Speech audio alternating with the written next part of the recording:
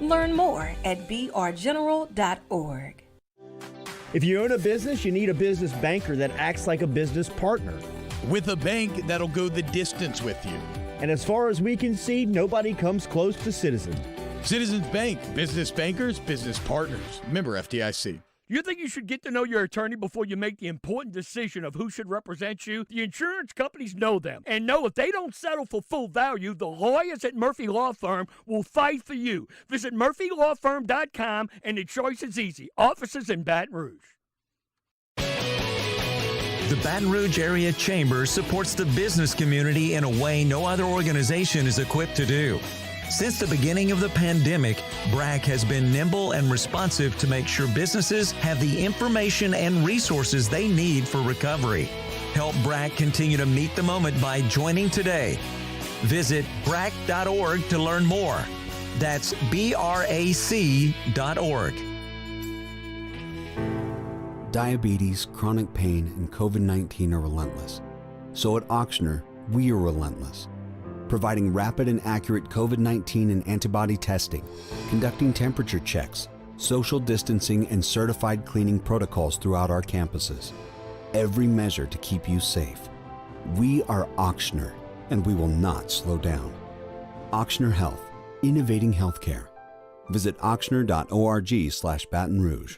ACI Facility Support provides facility maintenance and construction services for hundreds of clients in South Louisiana.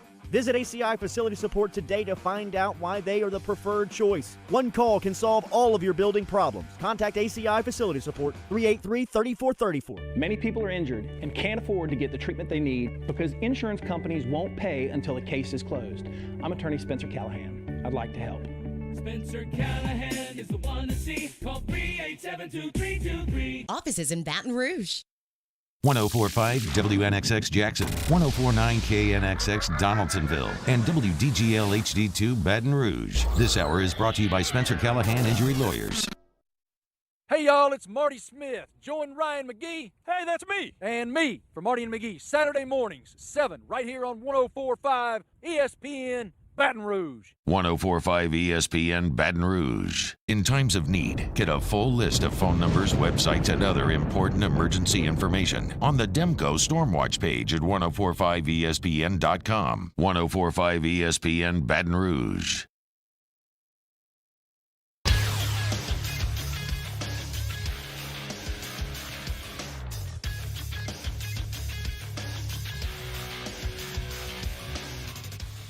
Good morning. It's 7 a.m. on Wednesday, September the 23rd. Today in Baton Rouge, expect to see thunderstorms with a high of 82. Coming up today on Off the Bench, presented by All-Star Toyota, Raging Cajuns head football coach Billy Napier joins the show at 7:15. ESPN's Booger McFarland joins the show at 8 a.m. We have the latest edition of Would You Rather Wednesday, and Go 24/7's Shay Dixon stops by at 8:30. Follow today's show on Twitter or Instagram at OTB_ESPN. Watch us live on YouTube at the 104.5 ESPN YouTube channel. Get inside the Bayou Ford chat. And make sure you subscribe to the Off the Bench YouTube channel and the Off the Bench Overtime YouTube channel. Set your notifications. New content posted there daily. Hour number 1 of OTB starts right now.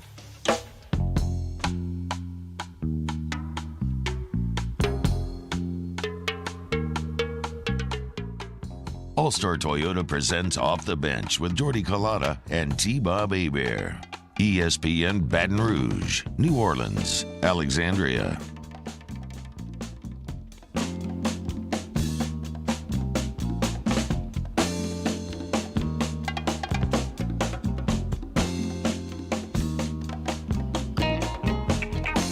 Auburn had it off the bench, 104.5 ESPN Baton Rouge, 100.3 ESPN Radio in New Orleans, 94.7 ESPN Alexandria, always online at 104.5ESPN.com. Remember, we're on your smart speakers. You can find us there. We're also on YouTube this morning. Hit us on the 104.5 ESPN station. Make sure and share and like that. Or no, not like it. Just share it. No, you can like it. You can like it. Yeah. It's the algorithm likes. So Oh, never mind. Like it. Like it, sub it, hit that stupid little bell that alerts you when we have a video go live, and do that for the 104.5 channel, the Off the Bench channel, and the Off the Bench Overtime channel. And yeah, thank you so much.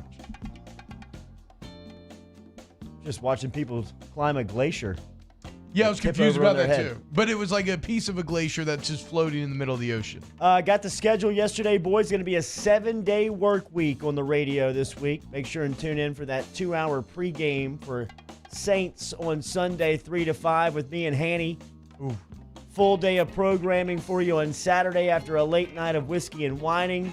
I actually drove. That's actually where I drew my personal line. Is I kept my NFL Sundays to myself. Good for you, T-Bob. But it's going to be a long Saturday. I figured out, so I finally have my official Saturday worked out. You catch me 2 hours before kickoff on the Scoreboard Show with Moscona.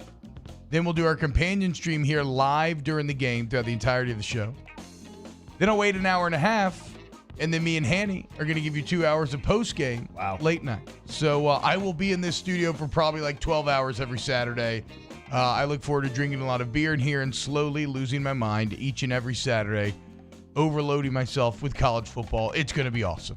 My radio life has come full circle here at Guarantee Media. I got my start phone screening, Tiger Zone, and the pregame show? And the pregame show. Okay, look at it. And now sitting in the co-pilot seat alongside Hannigriff. Phone screening Tiger Zone. That's an experience right there, ladies and gentlemen. That's a good one. That means that old Hanny, the old lucky dog, he's getting a little double dose of OTB every single Saturday. Lucky him. Look at you. Starting with the little JC, ending with a little TB. I like it. I'm excited. I love working with Hanny. Yeah, he's the best. And then we'll be whiskey and wine and post game from Don Juan Cigar Bar, brought to you by Citizens Why Bank would you and listen to that when you can listen to the official 104.5 post game show with me and Hanny, which takes place 2 hours after the game? It's like the most reactive show. We start 2 hours after the game ends. It's exactly what you want, right? And the executives have been asking the same thing. Why aren't they listening to that show when everybody's watching Whiskey and Wine? Here are your headlines on this Wednesday, September 23rd. I'm just going to have to do it naked or something. I don't know. We got to figure out. Yeah, Musso's nodding his head. Okay. Headlines on Off the Bench. We got Booger McFarland talking NFL at straight up 8 a.m. Billy Napier, maybe the hottest coach and team in the country with the UL Raging Cajuns at 7:15.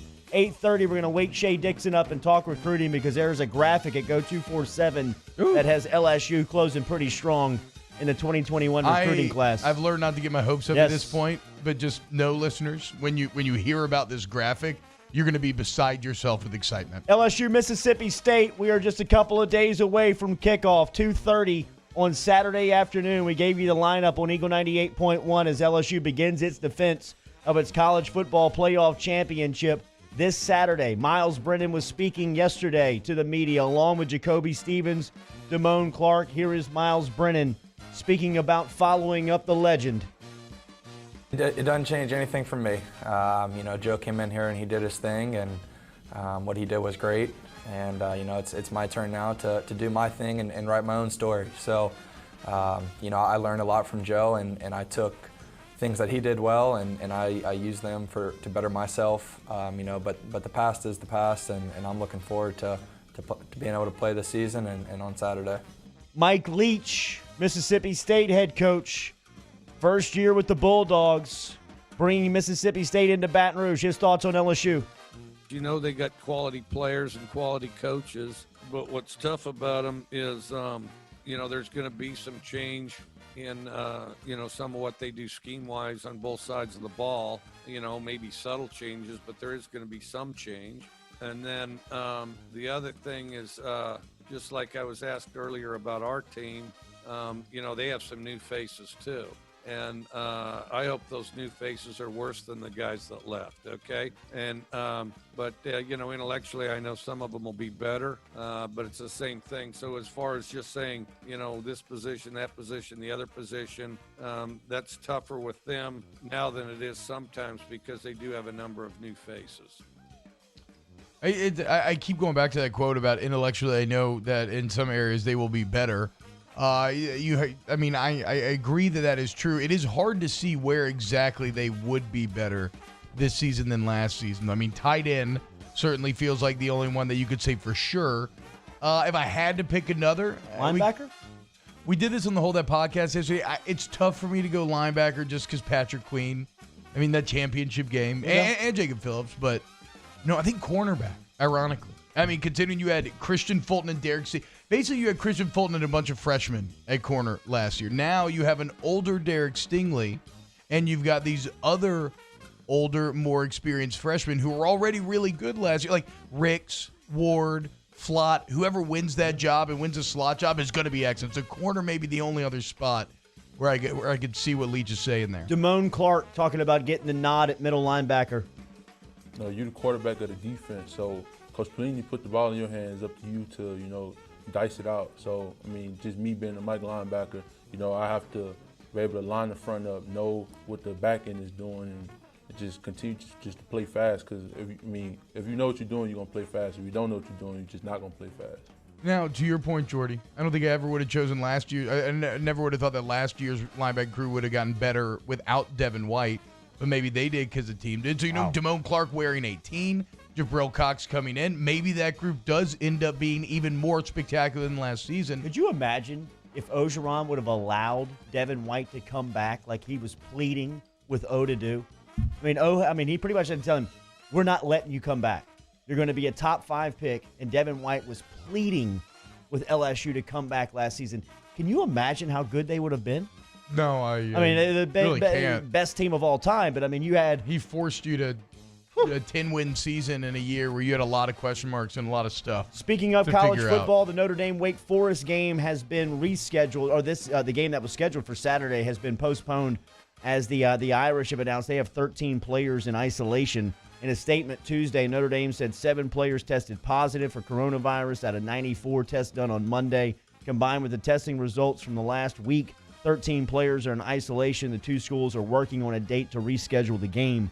In the NFL, the Las Vegas Raiders, their head coach John Gruden and the New Orleans Saints head coach Sean Payton have both been fined $100,000 by the NFL for not wearing masks on the sidelines during Monday night's game, a source told ESPN's Adam Schefter. The Raiders and Saints have also been fined $250,000 by the league as they were not following the protocol on the sidelines. You and I were talking about that yesterday. That was probably an easy call.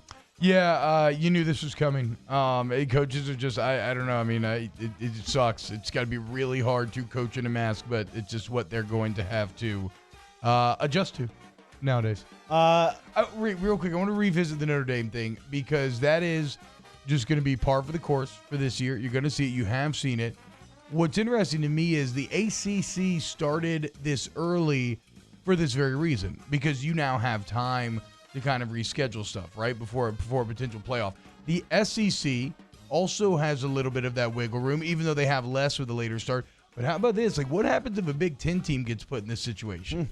Because they're already trying to fit in their 9 games in 9 weeks. No wiggle room. So, you got no wiggle room. So, do you end up doing like a winning percentage thing where maybe a team's like 6-1 and they get in over, like a 6-2 team or something like those lines? It's going to be interesting to watch it all play out. Denver could have the worst quarterback room in the league now. Did you know that Jeff Driscoll was still playing? I figured that out over the weekend going through the stats. 5 years. He's been in the league for 5 years. He was starting quarterback for the Broncos. He will be the starting quarterback for the Broncos as he relieved an injured Drew Lock last week. Yesterday, it became official that the Denver Broncos have inked Blake Bortles to a 1-year deal. So now you're looking at Jeff Driscoll and Blake Bortles as your quarterback options for the Denver Broncos come Sunday.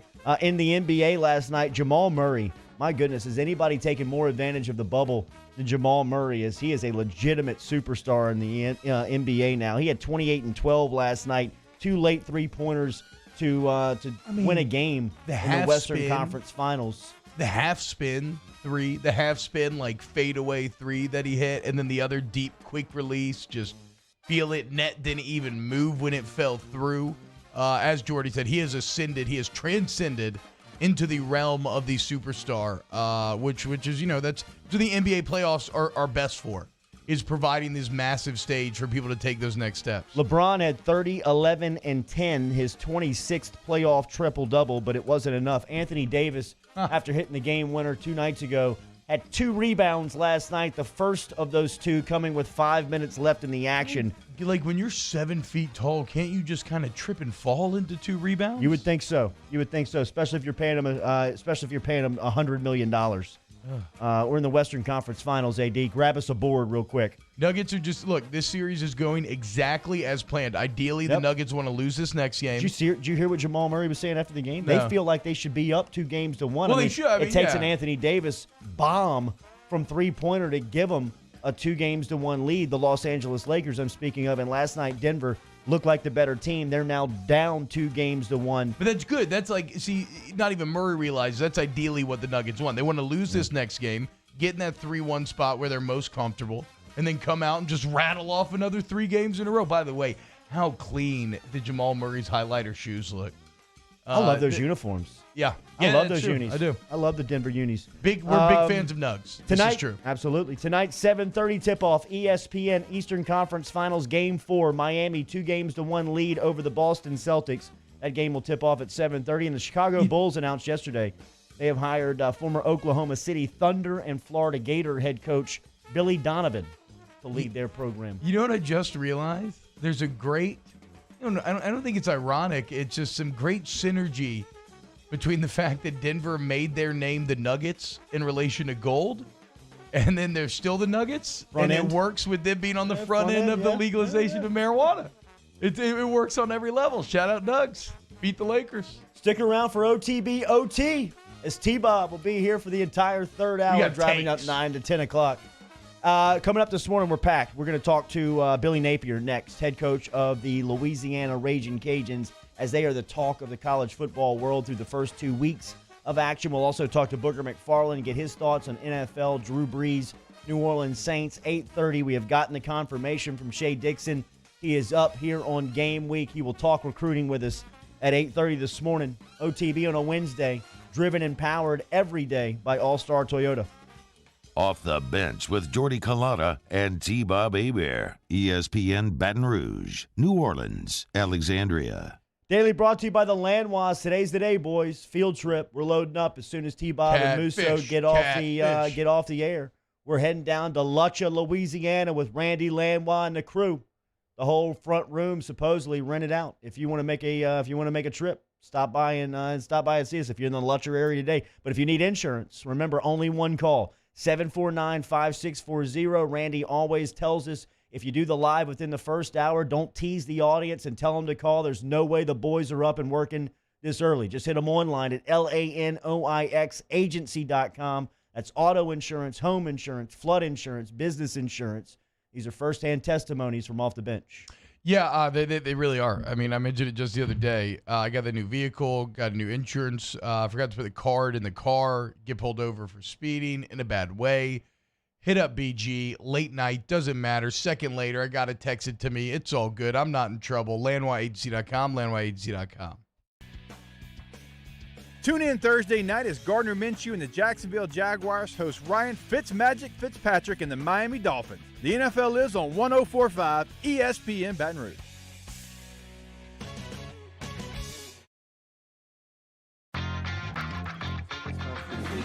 Clean, disinfected work environments. As a local business, we take pride in serving the New Orleans and Baton Rouge areas. Our cleaning protocols follow CDC and OSHA standards for healthcare settings, offices, senior living, restaurants, and industrial plants. Contact Service Master Elite to get your operation ready for reopening with germ disinfection cleaning. Service Master Elite, the trusted choice in professional cleaning since 1996. If I built a van, it would do more than haul. It would carry my entire business. I'd make it available in dozens, make not thousands of configurations. It would keep an eye on my fleet. And an eye out for danger. If I built a van, I'd make it available in diesel and gas. And I'd build it right here in South Carolina. Introducing the all-new Sprinter, starting at $33,790. Built in the USA. Mercedes-Benz. Vans. Born to run.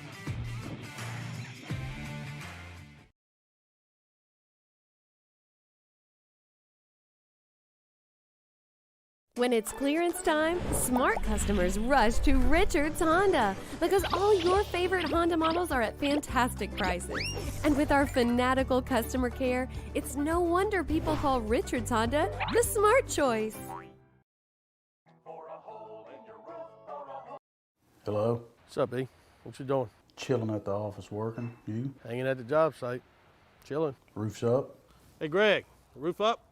Roof's up. Roof's up. Roof's up. Roof's up. Roof's up. Roof's up! Roof's up! Beautiful roof every single time. True. True. Gulf Coast Bank and Trust is a local bank with a straightforward philosophy. It's about doing the right thing for our customers. Participating in our community with annual local fundraisers, offering individual attention in a modern banking atmosphere with a trusted local company. Gulf Coast Bank invested in technology with a local touch, giving our customers the power to bank anywhere, anytime. We're building relationships through personal service as a bank that cares about you. Gulf Coast Bank and Trust, the bank that cares about you. If I built a van, it would do more than haul. It would carry my entire business. I'd make it available in dozens. Make that thousands of configurations. It would keep an eye on my fleet. And an eye out for danger. If I built a van, I'd make it available in diesel and gas.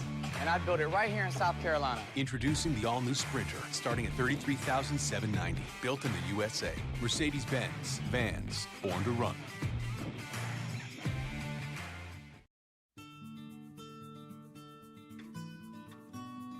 Yo, join us for a Wednesday edition of Hanging with Hester and Handy, presented by Richards Honda from noon to 3. We'll welcome Neil Price, the play-by-play broadcaster for Mississippi State football on 104.5 ESPN Baton Rouge.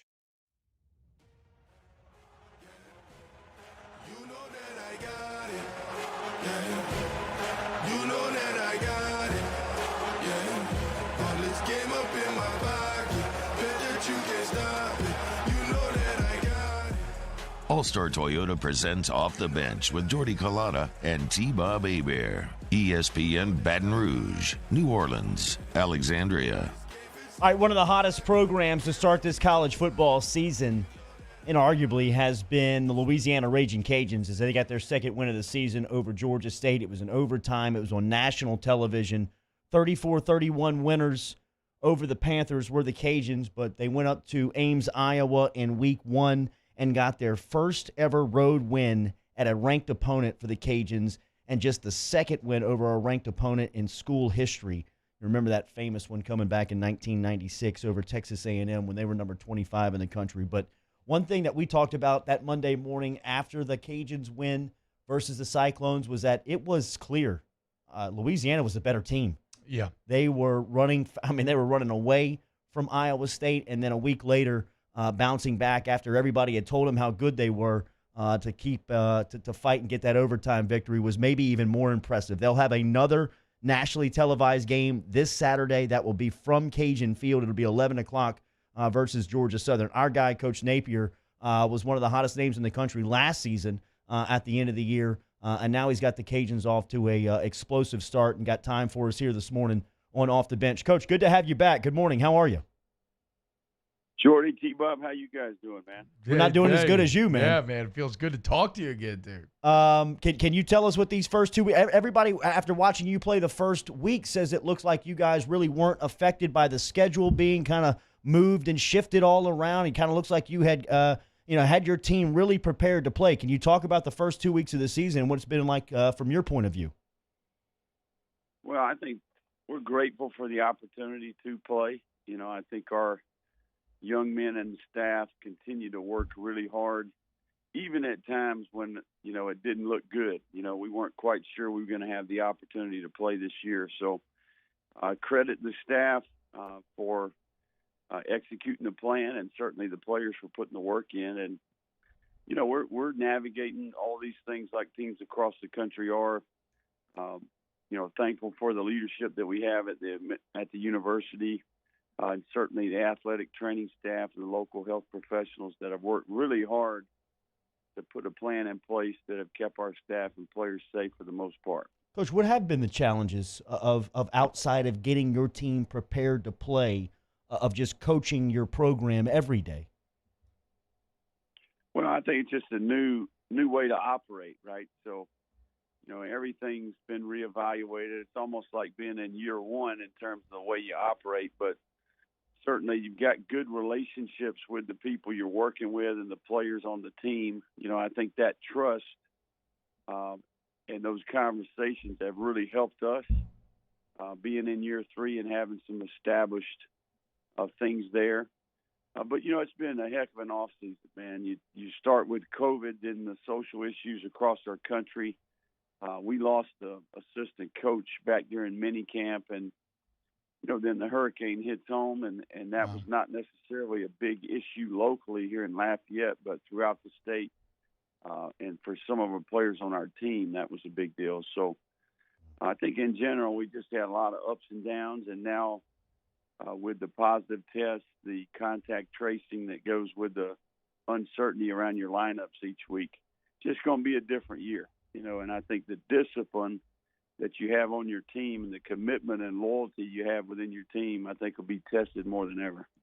Coach, you mentioned being in year number 3, and if you look at the trajectory, it's so impressive. I mean, a really good conference year in that first year, but 500 overall comeback last year, 11-3, 7-1 in conference, and now you're doing a lot of firsts, right? The first road ranked win, the first time I believe that UL has ever gone on the road for the first 2 games and started 2-0 coming into this season. Because I know that a lot of people were reaching out to you in the offseason. Coming into this season, did you have an idea that your team could go into Iowa and come out with a ranked victory for the first time in school history?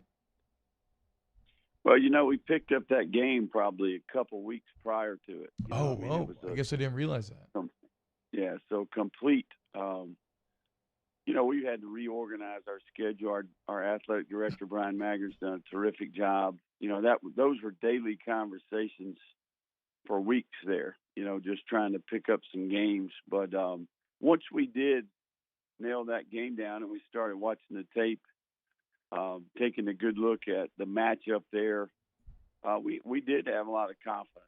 I think you saw that same weekend 3 teams from the Sun Belt Conference beat Big 12 teams. So I think in general, some of that confidence, maybe we didn't necessarily convey that to the players, but I think going in, the height, length, speed, and then certainly our coaching staff had a terrific plan, and we went and executed that plan. Yeah, and what a statement it was for the Sun Belt on that day. And it's kind of interesting, Coach, because y'all were the marquee matchup like that Saturday. Like that was the big game on ESPN that everybody was locked into. And then kind of the same thing last week with UL Georgia State. What's been kind of the players' reaction to this situation where it seems like y'all have taken full advantage of getting the UL product out there when there's kind of, there's just not been as many games to go around. What's the players' reaction to getting to play on ESPN and having millions of people watching each Saturday? Well, I think it's a huge opportunity for not only our football program, but our university, our community. This Cajun culture, the pride that these people have in this area in particular is special. Lafayette, Louisiana is a special place, and we're certainly appreciative of the opportunity. I think here for the first couple weeks, there's been less football being played, and we've got an opportunity to be on national TV, and we've made the most of it. So those are external factors. They're good things.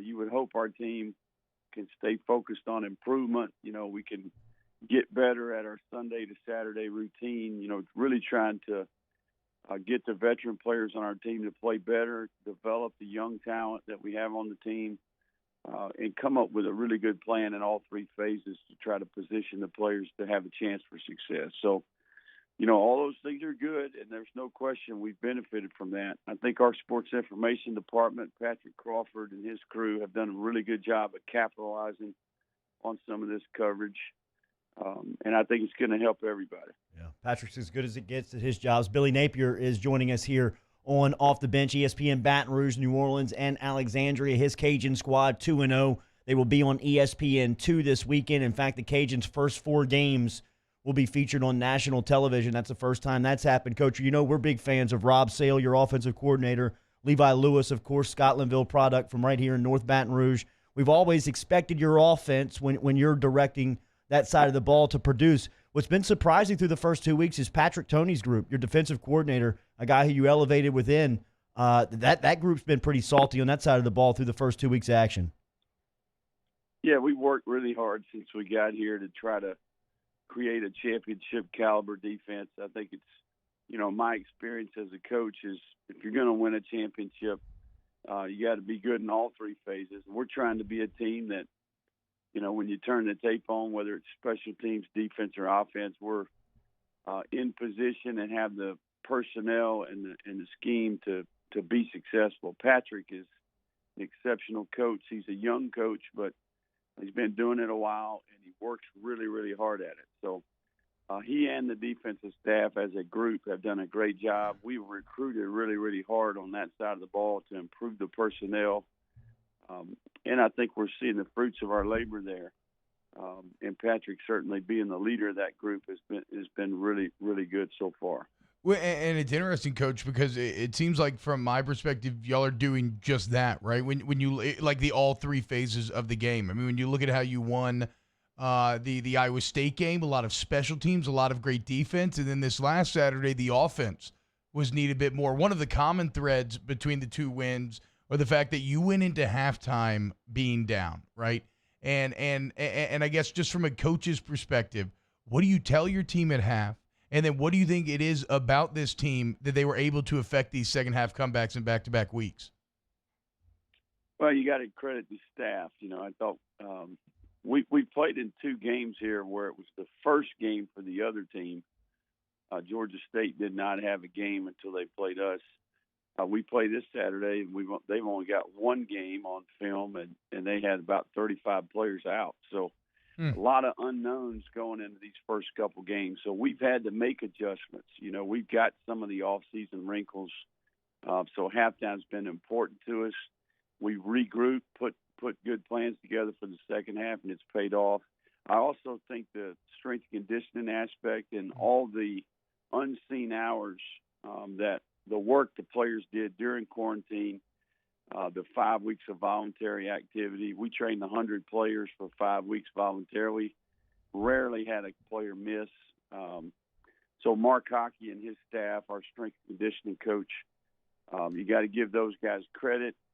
We always talk about being a second-half team trying to win the fourth quarter, and I think some of that training impacts your ability to play well late in the game.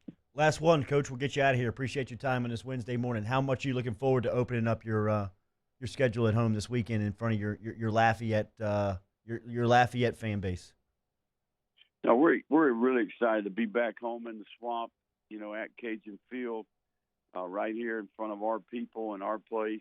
I know there's a lot of buzz around town. We're certainly excited to represent this community, not only on the field but off the field.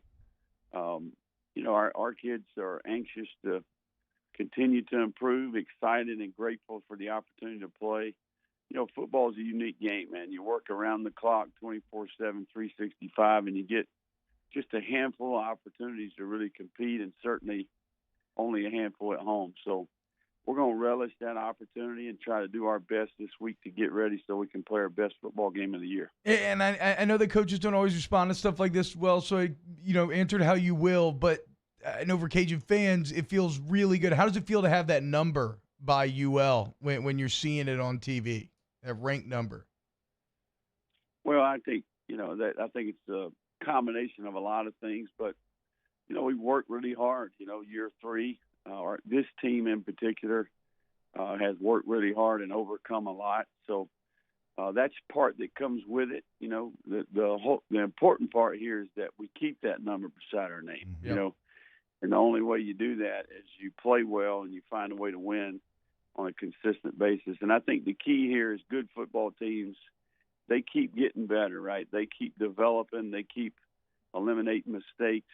We're still making a few too many mistakes for me, and I think we've got work to do. We got to coach better, and we've got to play better. So, we're a work in progress, man. It's great to have that number right there, but big picture-wise, we're trying to win the West, trying to get in position to play in the conference championship game and be relevant at the end of the year in the big picture scheme of things. Billy Napier. Love it. Everybody in the country is talking about him and his program right now. As the number 19 Louisiana Raging Cajuns will host Georgia Southern this Saturday from Cajun Field, 11 a.m. kickoff on ESPN2. Let's go. It'll be the third of 4 straight games on national television for the Cajuns. It is good to catch up with you, Coach. We'll do it again soon. Thank you. Okay, guys. Thank you all. Have Yes, a sir. good day. There's Coach Napier checking in from Lafayette this morning. We will be back with more Off the Bench. Off the Bench with Kalana and T-Bob. Brought to you daily here by Donaldsonville Glass and Body online, dgbauto.com. Remember, located at 415 Division Street.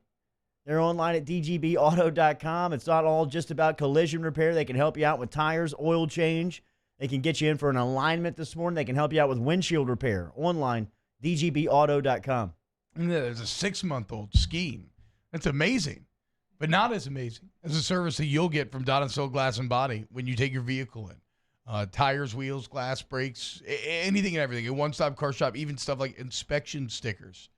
And look, if you do get in an accident, remember the insurance company cannot tell you where to go.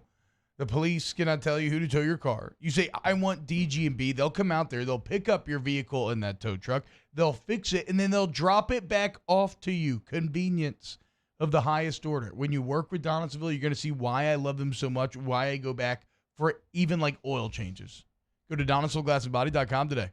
Saints coverage, Chiefs, Cowboys, Thursday night, Sunday night, and Monday Night Football. From the opening kickoff to the playoffs and the Super Bowl, the NFL lives on 104.5 ESPN Baton Rouge.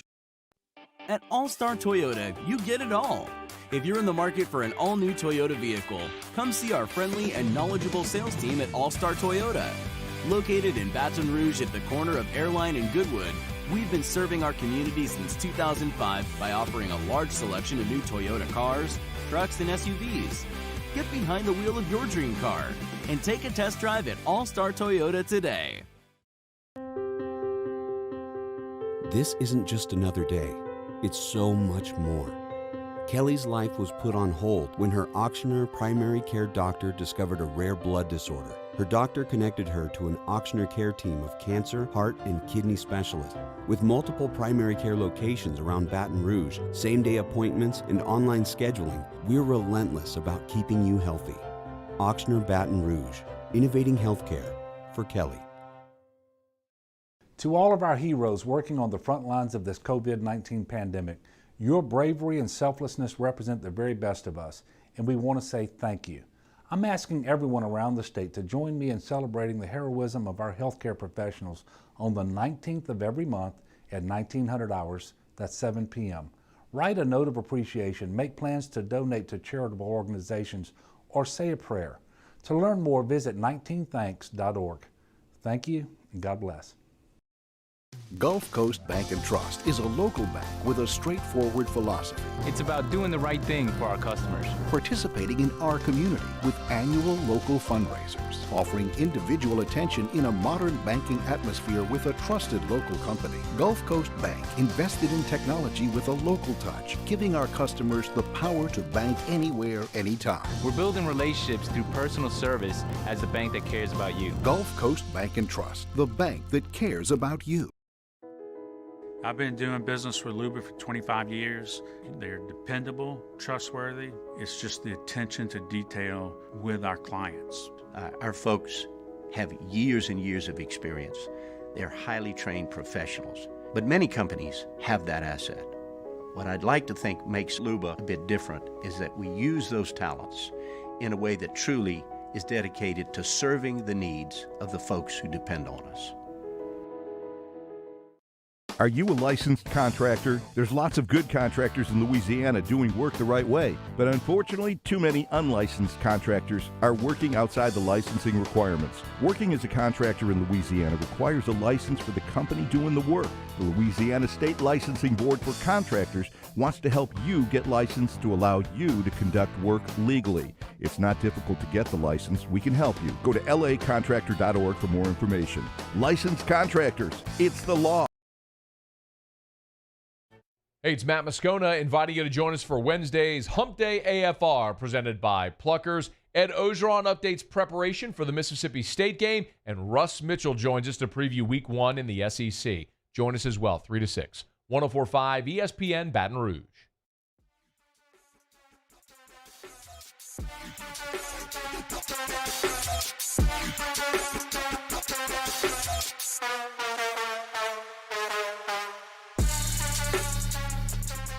All-Star Toyota presents Off the Bench with Jordy Collada and T-Bob Hebert. ESPN Baton Rouge, New Orleans, Alexandria. All right, shout out to Patrick Crawford and the crew over at Louisiana Raging Cajun football program for setting us up with Coach Napier this morning. Coach Nape and the crew will host Georgia Southern at Cajun Field this Saturday morning. Yeah, like 11 a.m. Like you said, Jordy, first 4 games going to be on ESPN or ESPN2, and it's a big two-piece here for UL. You got all the momentum. Like we said, we got the number by your name. The fans, I imagine they're going to show up in a big way, or as much as you're allowed to, I guess, on Saturday. And look, Georgia Southern is a team that football fans recognize. Like they were pretty good last season, finishing at the top of the conference, but that's always a tough game. You got that on Saturday, and then a super quick turnaround Wednesday night versus App State. And as Musso said at the break, App State doesn't look like App State this year, but that still is the hump that UL's been trying to get over. I know math is not the strong suit between 7 and 10 a.m., but I'm looking at these dates on the calendar, and I see 9:26 for Georgia Southern, then I see 10:7 so it's a bye for week. the App State game. That makes sense. That is a bye week. Yeah, right? he is a bye week. That makes sense. And it makes a lot more sense. I was really shocked by that My Saturday birthday's to Wednesday October turnaround. 6th, and I'm trying to avoid that date at all costs. Dude, I That's- avoided a it is terrible question closing then. in. Oh, wow. Is that going to be the big 4-0? For you. Hell yeah, dude. Yeah, I'm embracing it. What was it? I almost asked him how you prepare your team on a 3-day turnaround. So, Bullet Dodge, boys, let's go. Marty Smith, how was that BMX crew? How was that BMX? Marty, hey, okay, we're good. We still sound like we know what we're talking about. Point is, the App State's game, not, I guess, this next Wednesday, but the following Wednesday is going to be awesome. Has anybody read Brooks Cabina's piece on B.J. Ojulari at The Advocate? Yes, I have. So we have heard about Ojulari all offseason. Ogeron seems to bring his name up anytime he mentions true freshmen. It's almost like Arik Gilbert and B.J. Ojulari are the 2 true freshmen that have made the biggest impact in the head coach's mind, especially when he speaks publicly to announce them.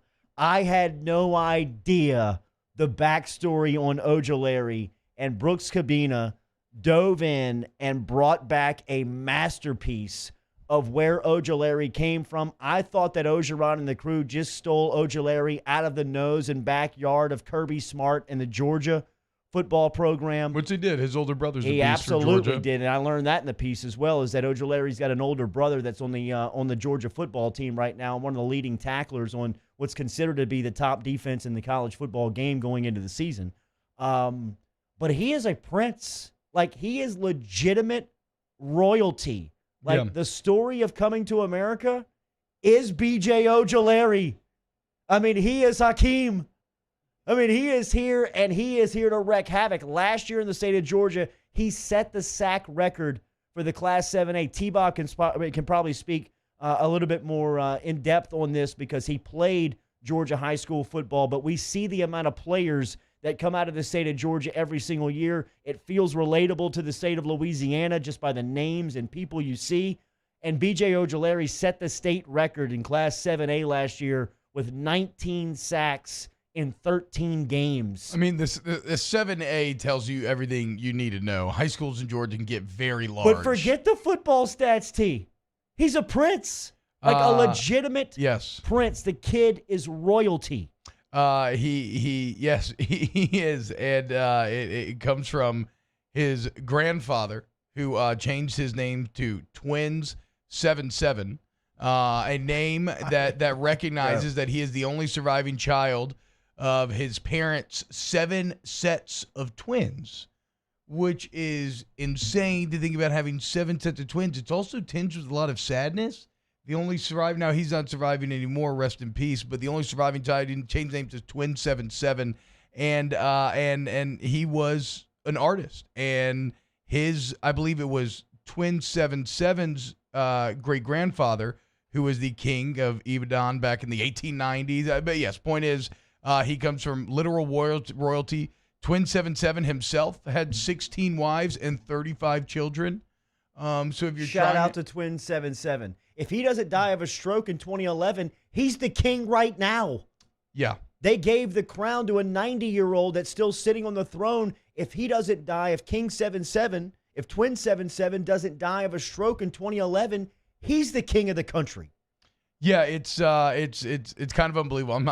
I'm still wrapping my head completely around it. But B.J. Ojulari, like, it's so funny that this entire offseason we talked about him so much, and that we're just learning these details now. So shout out to Brooks Cabina for doing some excellent work in today's Advocate. I would say go check it out, click on it, go read it, because it's worth a read.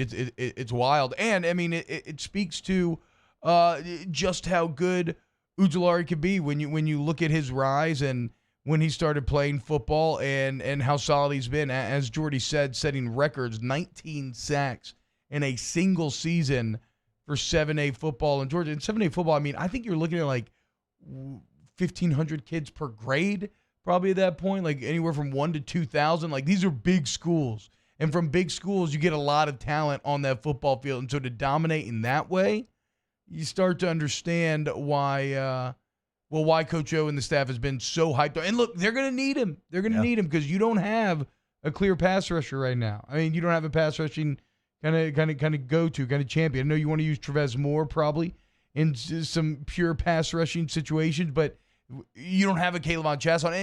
And maybe like even a couple of years ago when Caleb Von Chasson was that kind of hype guy and you thought he was going to be really good, Ojulari is kind of existing in that same space. Now we got to see if he can take the same steps forward that Chason did. And some of the things they say about Ojulari before he's even played a game, before he's even taken a rep on a Saturday. I mean, Orgeron has said out loud on this radio show and to other publications, he expects Ojulari to be an All-American. I mean, maybe not in the first year. I'm just talking about throughout his days at LSU, the ceiling on Ojulari and the expectation around him from the coaching staff is as high of an expectation level as you can have on a true freshman without seeing them make any impact or a play yet on a Saturday in a college game.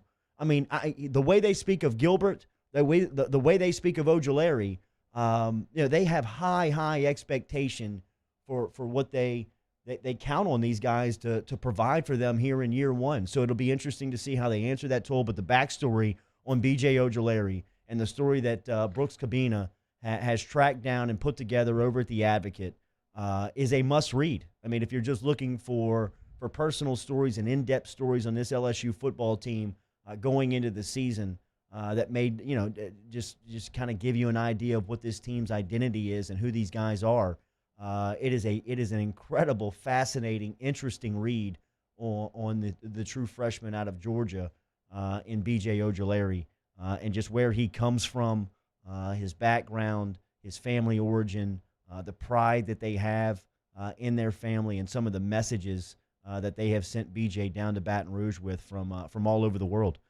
So we've got sound from Miles Brennan, we've got sound from Jacoby Stevens, we've got sound from Damone Clark, Chris Curry, and Mike Leach to get to here on Off the Bench. We'll talk NFL with Booger McFarland coming up at straight up 8 a.m. this morning. We'll ask his thoughts on the New Orleans Saints. What's his thoughts on the quarterback position, Sean Payton, and the Saints as they go into a matchup versus Aaron Rodgers in Green Bay this Sunday inside the Mercedes-Benz Superdome.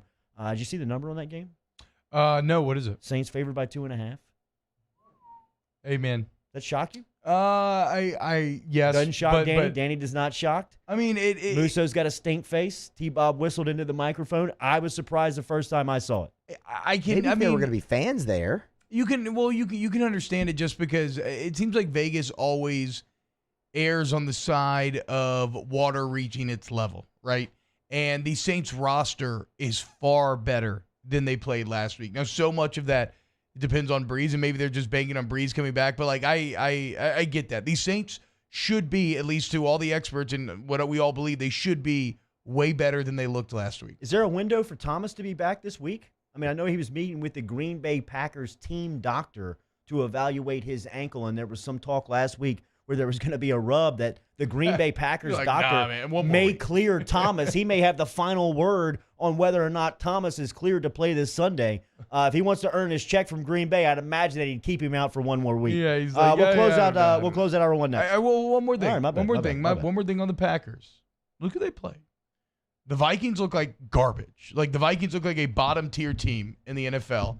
And Maybe Detroit? We all know the lie. I mean, Matt Patricia is terrible. Yeah. What if they lost 12 or like 13 games in a row now? You fired Jim Caldwell after he went 9-7, and then I think Patricia's been like almost like 9-30 since that moment. So the Packers also might be a little artificially juiced up after the first couple weeks. The Saints haven't lost back-to-back games since weeks 1 and 2 of 2017. There you go. So that's virtually 3 seasons. There you go. So Vegas, we see you. We'll close out hour 1 next. Off the bench with Kalana and T-Bob. I would not touch that game, though. Brought to you daily by All-Star Toyota. Remember All-Star Toyota of Baton Rouge. They're located online, or stop in and see them today. Showroom is open and operating. Great selections of brand new car inventory, whether you're looking for an all-new 2020 Camry that offers 0% APR financing for up to 72 months. How about a Corolla or a RAV4? Anything that you can get into today, whether it's an SUV, a truck, a sedan. All of them have hybrid models that you can shop. If you want to see the inventory, look online, allstartoyota of BatonRouge.com. All-Star Toyota of BatonRouge.com, All-Star Toyota of BatonRouge.com. If you're looking to buy a new vehicle, they got great September deals, an all-new 2020 Camry. 0% APR financing for 72 months. How about a new 2020 Tundra with 0% APR financing for 72 months? Fantastic. Ask about the Sienna, the minivan that changed my life. But look, maybe you just need to rent a minivan for the weekend or whatever you need. Ask for Miss Lisa Sessions. The rental department is the best. Go to allstartoyotabatonrouge.com today. In times of need, get a full list of phone numbers, websites, and other important emergency information on the Demco Stormwatch page at 1045ESPN.com. Gulf Coast Office Products is a nationally recognized Savin office equipment dealer based right here in Louisiana. Over 100 employees strong, Gulf Coast has the boots on the ground to support all vertical markets, from education, engineering, legal, and finance. With the latest in office technology, from desktop to production segment units, Gulf Coast and Savin have the perfect fit for you. Call 225-756-2644. That's 756-2644 for Gulf Coast Office Products. Gulf Coast Bank and Trust is a local bank with a straightforward philosophy. It's about doing the right thing for our customers. Participating in our community with annual local fundraisers. Offering individual attention in a modern banking atmosphere with a trusted local company. Gulf Coast Bank invested in technology with a local touch, giving our customers the power to bank anywhere, anytime. We're building relationships through personal service as the bank that cares about you. Gulf Coast Bank and Trust, the bank that cares about you. At All-Star Toyota, you get it all. If you're in the market for an all-new Toyota vehicle, come see our friendly and knowledgeable sales team at All-Star Toyota. Located in Baton Rouge at the corner of Airline and Goodwood, we've been serving our community since 2005 by offering a large selection of new Toyota cars, trucks, and SUVs. Get behind the wheel of your dream car and take a test drive at All-Star Toyota today.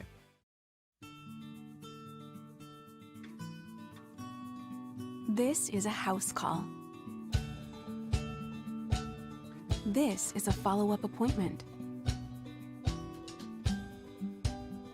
This is a diabetes checkup. This isn't just more convenient care, it's more advanced care. This is innovating healthcare at Louisiana's #1 hospital, Ochsner. Prompt, professional, reliable. If you're looking for a breath of fresh air with your AC and heating needs, call the professionals at Anison Bitter. Anison Bitter, a Rheem Pro partner, keeping your family comfortable for over 25 years. If I built a van, it would do more than haul. It would carry my entire business. I'd make it available in dozens, make not thousands of configurations. It would keep an eye on my fleet. And an eye out for danger. If I built a van, I'd make it available in diesel and gas. And I'd build it right here in South Carolina. Introducing the all-new Sprinter, starting at $33,790. Built in the USA. Mercedes-Benz. Vans. Born to run. If I built a van, it would do more than haul. It would carry my entire business. I'd make it available in dozens, make not thousands of configurations. It would keep an eye on my fleet. And an eye out for danger. If I built a van, Yo, join us for a Wednesday edition of Hanging with Hester and Handy presented by Richards Honda from noon to 3. We'll welcome Neil Price, the play-by-play broadcaster for Mississippi State football on 104.5 ESPN Baton Rouge.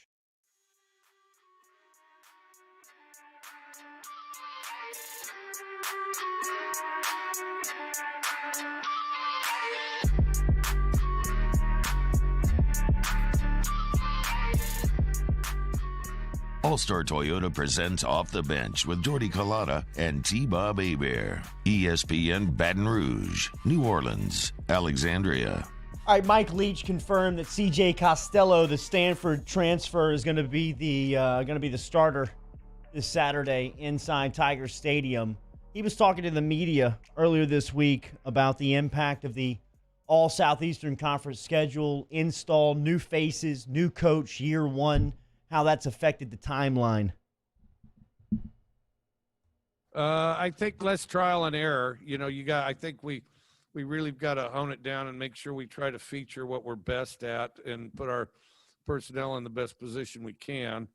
And I was inclined that way anyway, but I guess there's less margin of error on it because the people that sort the schedules or whatever. I don't know who in the SEC's got the toughest schedule, but the toughest schedule that's ever been played in the history of college football is going to be one of the teams in the SEC this year. 10 for 10 straight SEC teams, no non-conference. That's going to be the toughest schedule that's ever been played in college football. Yeah, he's not wrong, and unfortunately for Mississippi State fans, it's going to be that level of school that feels it the most, right? Because normally they rely on these other games to get to 6 wins, 7 wins, maybe even flirt with 8. This year, if you're Mississippi State, what's a good season? 3-5? Or excuse me, like 4-6? 5-5, somewhere along there. 5-5 would surprise me. Mm-hmm. So, like Coach said, it's going to be tough out there for Mississippi State, Ole Miss. We all know Arkansas is probably staring 0-10 in the face. Maybe like 1-9, same thing for Vandy. So, yeah, there's going to be some real bottom feeder looking records this season. Jacoby Stevens, one of the faces and leaders of this LSU team, talked about facing Mike Leach's attack. The thing that's hardest about his offense is that he's going to always put his players in right spots to make plays. He evaluates his talent very well, and he knows what they can and cannot do, and he doesn't ask them to do things that they can't do. So he does a perfect job of drawing up plays and drawing up things to put his players to maximize their potential. That's Jacoby Stevens speaking earlier this week to the media. We've got more sound to get to from Miles Brennan, Damone Clark, Chris Curry, all speaking. More sound from Mike Leach as he previews LSU Mississippi State. Stick around, hour 2. We're going to lead you off with Booger McFarland. Would you rather? Paint us some scenarios at 8:15 that we can play out as Would You Rather Wednesday. Well, if you want to drop the hashtag and interact with us, Bayou Ford chat app is up and moving over at YouTube. Remember, all of our sound here on Off the Bench is brought back to you by Carriages. If you're watching on the YouTube app, this is the Peter Millar National Championship pullover that you can pick up at Carriages on the corner of Jefferson Highway and Old Hammond, where they've been since 1982. Online, carriagesbr.com. Great social media. Hit them on Instagram and Facebook. Hour 2 of Off the Bench next.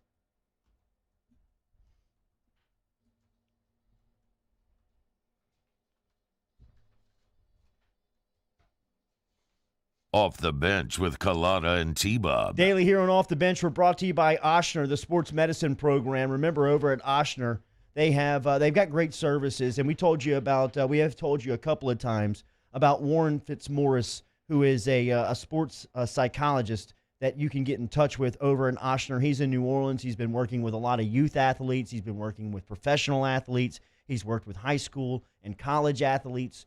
You can get in touch with Warren Fitzmaurice online at ochsner.org. It's one of the great services that they get to athletes, whether you are a weekend warrior or a professional athlete or anywhere in between. Ochsner is looking out for you and wanting to get you back into action as quickly and safely as possible. online, Ochsner.org. Yeah, also, if you want to get bigger, stronger, faster, look into Ochsner Performance Training, available here in Baton Rouge, the North Shore, New Orleans. They got you. They're going to help you reach your maximal potential. That's what everything is about, maximizing your return, whether it's physical therapy, surgery, whatever. Go to Ochsner.org today. At All-Star Toyota, you get it all. If you're in the market for an all-new Toyota vehicle, come see our friendly and knowledgeable sales team at All-Star Toyota. Located in Baton Rouge at the corner of Airline and Goodwood, we've been serving our community since 2005 by offering a large selection of new Toyota cars, trucks, and SUVs. Get behind the wheel of your dream car and take a test drive at All-Star Toyota today. I've been doing business with Luba for 25 years. They're dependable, trustworthy. It's just the attention to detail with our clients. Our folks have years and years of experience. They're highly trained professionals, but many companies have that asset. What I'd like to think makes Luba a bit different is that we use those talents in a way that truly is dedicated to serving the needs of the folks who depend on us. Are you a licensed contractor? There's lots of good contractors in Louisiana doing work the right way, but unfortunately, too many unlicensed contractors are working outside the licensing requirements. Working as a contractor in Louisiana requires a license for the company doing the work. The Louisiana State Licensing Board for Contractors wants to help you get licensed to allow you to conduct work legally. It's not difficult to get the license. We can help you. Go to lacontractor.org for more information. Licensed contractors, it's the law. Gulf Coast Office Products is a nationally recognized Savin office equipment dealer based right here in Louisiana. Over 100 employees strong, Gulf Coast has the boots on the ground to support all vertical markets, from education, engineering, legal, and finance. With the latest in office technology, from desktop to production segment units, Gulf Coast and Savin have the perfect fit for you. Call 225-756-2644. That's 756-2644 for Gulf Coast Office Products. If I built a van, it would do more than haul. It would carry my entire business. I'd make it available in dozens, make not thousands of configurations. It would keep an eye on my fleet. In an eye out for danger. If I built a van, I'd make it available in diesel and gas. And I'd build it right here in South Carolina. Introducing the all-new Sprinter, starting at $33,790. Built in the USA. Mercedes-Benz. Vans. Born to run. Gulf Coast Bank and Trust is a local bank with a straightforward philosophy. It's about doing the right thing for our customers. Participating in our community with annual local fundraisers, offering individual attention in a modern banking atmosphere with a trusted local company. Gulf Coast Bank invested in technology with a local touch, giving our customers the power to bank anywhere, anytime. We're building relationships through personal service as the bank that cares about you. Gulf Coast Bank and Trust, the bank that cares about you. This is a house call. This is a follow-up appointment. This hour is brought to you by Spencer Callahan.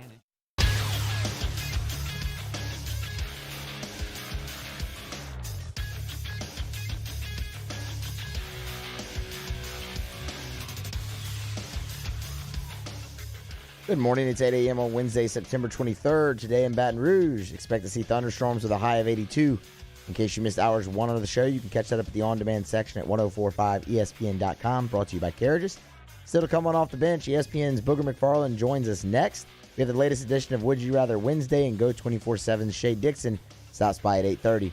Follow today's show on Twitter or Instagram at OTB_ESPN. Watch live at the 1045 ESPN YouTube channel.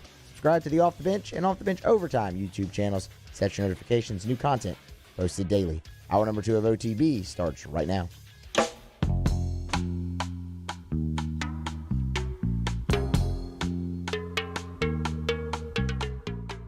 All-Star Toyota presents Off the Bench with Jordy Collada and T-Bob Hebert. ESPN Baton Rouge, New Orleans, Alexandria.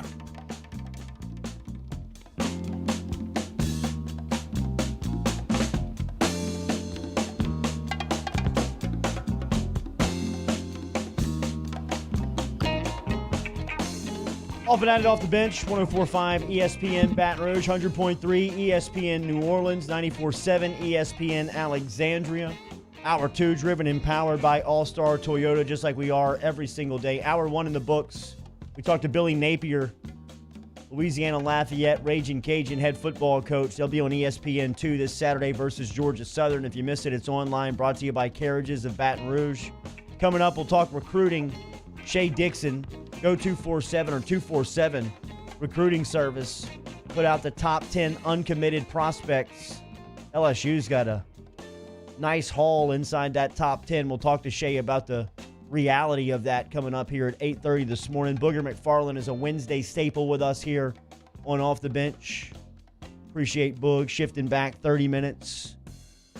NFL, college football coverage on ESPN. Booger McFarland, you can catch him on all those platforms. Each Wednesday presented by Central Plumbing Company. Boog, everybody down here in this part of the country is reacting to the Monday night game, obviously, between New Orleans and Las Vegas. It seems like there could be some overreaction. I am in that crowd that says Drew Brees is done. What do you say to me? Well, he's not done, but he's just limited in the way that they can win. Can they win a Super Bowl with him? Yeah, you can, but it's going to have to look a little different. And if you're really honest, hasn't it looked different the last couple of years? Mm-hmm. Like, when's the last time Drew Brees has dropped back and thrown it 20, 30 yards down the field? It really doesn't happen often. As a matter of fact, T-Bob, a little homework for you. Yep. Go back and look at, of the 143 catches that Michael Thomas made, how many of them he caught at the point he caught them at was more than 15 yards down the field. No, he averages 11 yards per catch. It's 11 yards for Mike Thomas. But here's the deal. What's different, Boog? What's different is his accuracy is struggling, and through the last 2 years, it has looked different, and the ball's not traveling as far, but he has always been pinpoint accurate, and that has suffered. When that goes, does the quarterback go? Yeah, that suffered a little bit, but I'm still not ready to say Drew Brees is done, because you don't go from being the most accurate quarterback in NFL history to all of a sudden you throw like me, you, and T-Bob. Like, right. it just doesn't happen like that. And so I think Drew Brees has got a lot of pride, and I think he's going to go back and look at the film. You know, reports are the Saints hung around Vegas and did something. I don't know whether it was team bonding, watching. They hung around and stayed the night in Vegas Monday night and did something. So I think between Sean and Mickey and Drew, they'll get it figured out. But it's definitely very concerning. I tell you what's more concerning was the fact that defense couldn't get off the field against a Raiders offense that is not the greatest thing going. Yeah, I know. When you see that the Saints are favored by 2 points over the Packers on a short week, does that surprise you like it surprises us? No, not really. Just because favorite, I mean, that's for the people that gamble and Sure. Vegas and all that. Favorite really doesn't do anything from a football standpoint. If the Saints defensive line doesn't get after Aaron Rodgers, he's going to shred him because he's playing the way that Aaron Rodgers played when he was winning the MVP. And so I'm not really concerned about favorite and who wins. I mean, if we just went by who was favorite, Alabama would never lose. Clemson would never lose. And so let's not go by who's favorite. Let's go by who's actually playing on the field. And I think right now the Saints have a lot to prove. I would probably look at the matchup. Can they run the football? Because if Brees is not going to be accurate, then what do? You got to turn around and hand the football off. Murray, Kamara, take some of the weight off the man's shoulders and let him breathe for a minute. Yeah, that's maybe the worrying part is that Kamara did run the ball pretty well the other night, and as you said, it didn't really amount to much. Hey, Boog, that Sunday night game between the Patriots and Seahawks was fantastic. Mr. Unlimited Russell Wilson playing at MVP level, but I was really impressed with Cam Newton, man. It seems like he's really taken to New England. When you look at that AFC East, Bills sit atop there at 2-0. Josh Allen doing some nice things. You got an early favorite in that AFC. I see a lot of parallels between Allen and Newton at that quarterback position. You got a favorite between those two? T-Bob, I just timed you. You took 27 seconds to ask the question. Let's not do that anymore. Okay? It was meandering, and I had to establish a lot of points. I understand. Well, not really. People watch football. We understand Cam Newton played a hell of a game. He threw for almost 400 yards. And if he's going to be that accurate, I'm still going to lean toward New England as far as a favorite. I think everyone's ready to crown the Buffalo Bills just because, they didn't know what was going to happen at quarterback for the Patriots. Tom Brady's gone. Cam Newton comes in. And traditionally, Cam Newton has not been the most accurate guy. Well, he threw some really, really good passes.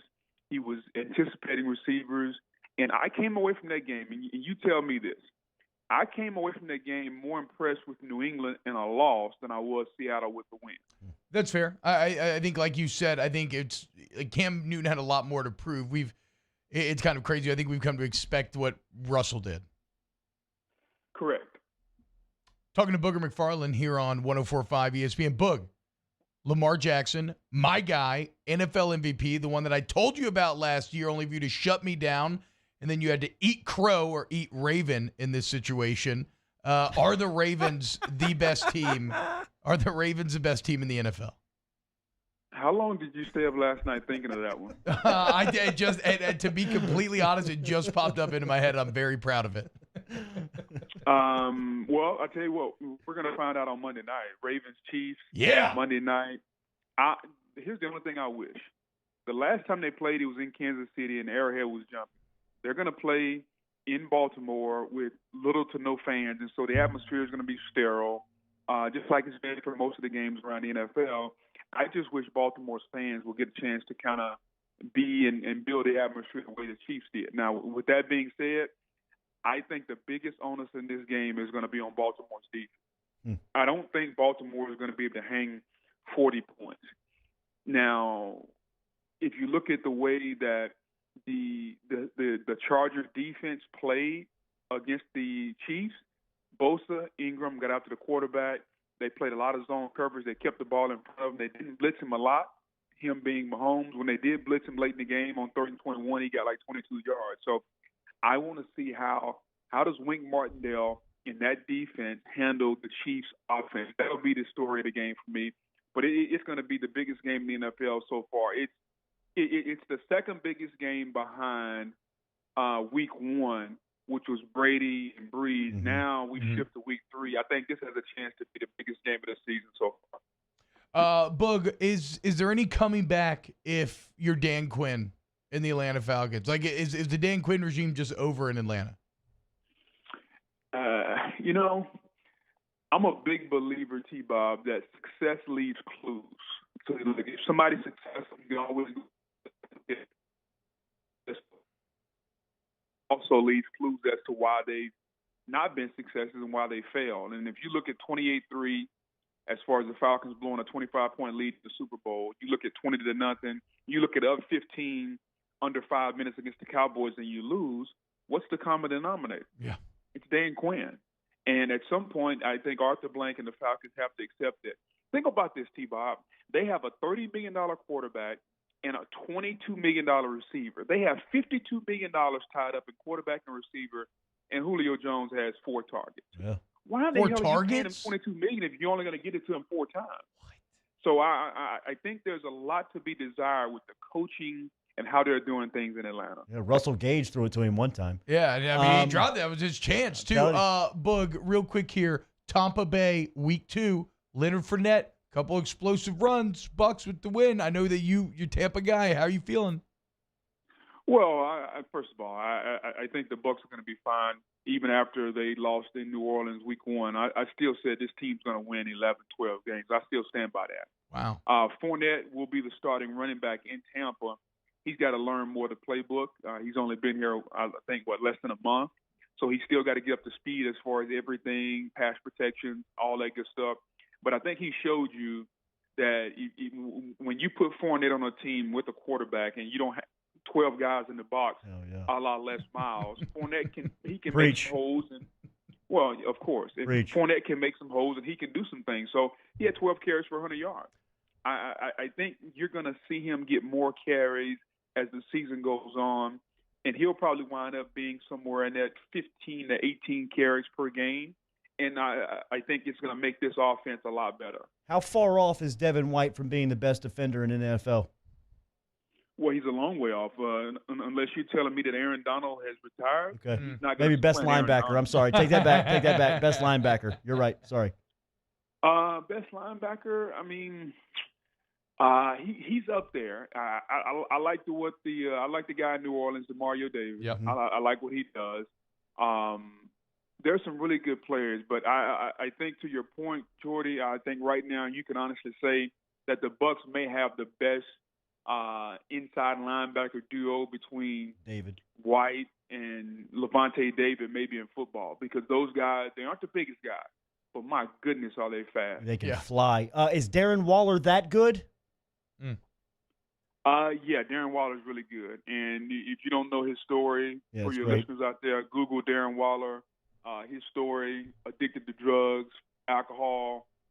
He's fought his way back, and he's a top 5 tight end in football because he's 6'5", 230, 240, can run, can block, and it's just a really, really good success story for people who think they've hit rock bottom and there's no hope. Here's a guy who was at rock bottom, and now he's one of the best tight ends in football. Yeah, and you know you're a beast when you're going through all that, and you still make the NFL, right? Like while he was addicted, he still managed to make it now. Just brought everything to the next level. Boog, final one here, because we only get to talk to you on Wednesday. It seems like it's been forever. What about Joe Burrow in week number 2? What'd you think? Short week, Thursday night. He threw the ball 61 times. Yep. That's probably not ideal, but it's what you have to do to a rookie. You got to let him throw it. You got to let him learn on the job. And I listen, he's going to have great moments, and he's going to have some moments where you're like, yeah, Joe, this is not LSU versus Kentucky in Commonwealth, and I think he's got to figure that out. So up and down. Before I let you guys go, what's the feeling, man? No, I was going to ask Mike you. Leach coming to Baton Rouge. Yeah, not they were really so hearing a hyped. whole lot coming out. How we feeling down there? Last time we saw LSU play, you were a guest captain, and now they'll begin the defense of the national championship. What for you is it? We've talked all about it. I mean, new faces, Bo Pelini, Mike Leach, everybody looking forward to it. I've been concerned. Everybody that I've expressed concern to, Boog, just shuts me down and says that LSU's going to kick their ass on Saturday. Here's the key to LSU season. LSU's going from a 3-4 to a 4-3. What does that mean? That means you're going to play a lot more man coverage on the outside, and you better have some guys up front that can rush the passer. So I have to see when they line up in a 4-man front, which is 2 defensive ends, 2 defensive tackles, who's going to rush the passer, okay? Because in a 3-4, you can manufacture pressure with blitzes, a la Pittsburgh, a la Dave Aranda. In a 4-3, that's tougher to do. You got to have some dudes. You got to have some Glenn Dorseys, some Chad Lavallées inside, some guys that can get after the quarterback. I don't know who that is for LSU right now, and that is the issue against what most likely is going to be a ton of passes in this conference because everybody's running the spread and opening the offense up. So that's the key for LSU. Also, think about this, guys. If I'm LSU and Mississippi State, I'm going no huddle this week. None of these guys have played a full game. Defensive linemen are going to be dragging, like their tongue is going to be dragging to the ground. So look for everybody to be cramping up. Jack Marucci's got to earn his money this week. I know he's been sitting on his tail and eating bonbons all over. He's got to earn his money right now. I've never heard anybody take a shot at Marucci. That is a first. I love Marucci. That's my guy. But again, I mean, he better make sure that he's got all the IVs ready to go. One of the faces and voices of both the NFL and college football for ESPN and every Wednesday here on Off the Bench, presented by Central Plumbing Company. One of our favorite segments of the week, Booger McFarland. We'll talk to you next Wednesday. Take it easy, T-Bob. Try to go 1 week without meat. Can we do that? Like no meat until next Wednesday. Does fish count as meat? No, T-Bob. Fish is fish. I said meat. Really? I think I've always thought fish is meat. Good. Okay, hell yeah. Oh, I'm eating fried catfish today. Later, Boog. I do have a slider eating competition in the afternoon. Would you rather Wednesday coming up next? Yeah, you're out, bro. Maybe next week. You're out. Off the Bench with Jordy Culotta and T-Bob Hebert. ESPN Baton Rouge, New Orleans, Alexandria. Central Plumbing Company online, centralplumbing.org. Every week brings you our conversation with Booger McFarland, 925-8552. You're looking for commercial or industrial or commercial or residential plumbing services. I'm sure industrial counts. Yeah. Well, I don't know, actually. If you have commercial. If you have an office building, though, then 925-8552. Give them a call. They probably won't tell anybody no. Centralplumbing.org, 925-8552. 925-8552, centralplumbing.org. One-stop shop for all of your plumbing needs. Like you said, if you do have an office building, correct insurance, paperwork, and personnel to fulfill your needs. They're licensed, bond insured, so you can trust who's coming in your home. Old home, new home, doesn't matter. They can fix it all. They've seen it all. They've been at it for over 40 years, y'all. 40, that's right. So what are you waiting for? Any plumbing issues, don't think twice. I don't, right? You got a drain that won't drain, a toilet that isn't flushing right, water squirting out the pipes at some random odd angle, simple, complex, it doesn't matter. CentralPlumbing.org, 925-8552. Off the Bench, hanging with Esther and Hanny, after further review and more, are all live daily on the 104.5 ESPN Baton Rouge YouTube channel. Subscribe now to interact with us inside the live chat driven by Bayou Ford.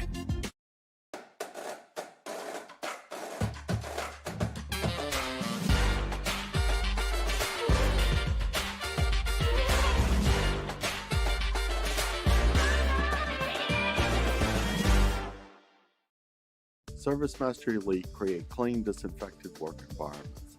As a local business, we take pride in serving the New Orleans and Baton Rouge areas. Our cleaning protocols follow CDC and OSHA standards for healthcare settings, offices, senior living, restaurants, and industrial plants. Contact ServiceMaster Elite to get your operation ready for reopening with germ disinfection cleaning. ServiceMaster Elite, the trusted choice in professional cleaning since 1996. This isn't just another day. It's so much more. Kelly's life was put on hold when her Auctioner primary care doctor discovered a rare blood disorder. Her doctor connected her to an Auctioner care team of cancer, heart, and kidney specialists. With multiple primary care locations around Baton Rouge, same-day appointments, and online scheduling, we're relentless about keeping you healthy. Auctioner Baton Rouge, innovating healthcare for Kelly. To all of our heroes working on the front lines of this COVID-19 pandemic, your bravery and selflessness represent the very best of us, and we want to say thank you. I'm asking everyone around the state to join me in celebrating the heroism of our healthcare professionals on the 19th of every month at 1900 hours, that's 7 p.m. Write a note of appreciation, make plans to donate to charitable organizations, or say a prayer. To learn more, visit 19thanks.org. Thank you, and God bless. At All-Star Toyota, you get it all. If you're in the market for an all-new Toyota vehicle, come see our friendly and knowledgeable sales team at All-Star Toyota. Located in Baton Rouge at the corner of Airline and Goodwood, we've been serving our community since 2005 by offering a large selection of new Toyota cars, trucks, and SUVs. Get behind the wheel of your dream car and take a test drive at All-Star Toyota today.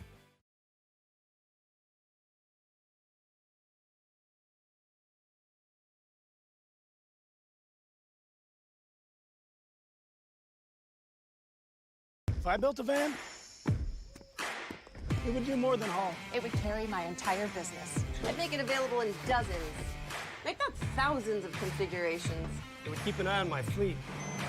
In an eye out for danger. If I built a van, I'd make it available in diesel and gas. And I'd build it right here in South Carolina. Introducing the all-new Sprinter, starting at $33,790. Built in the USA. Mercedes-Benz. Vans. Born to run. Gulf Coast Bank and Trust is a local bank with a straightforward philosophy. Hey, it's Matt Moscona inviting you to join us for Wednesday's Hump Day AFR presented by Pluckers. Ed Ogeron updates preparation for the Mississippi State game, and Russ Mitchell joins us to preview Week 1 in the SEC. Join us as well, 3 to 6. 104.5 ESPN Baton Rouge.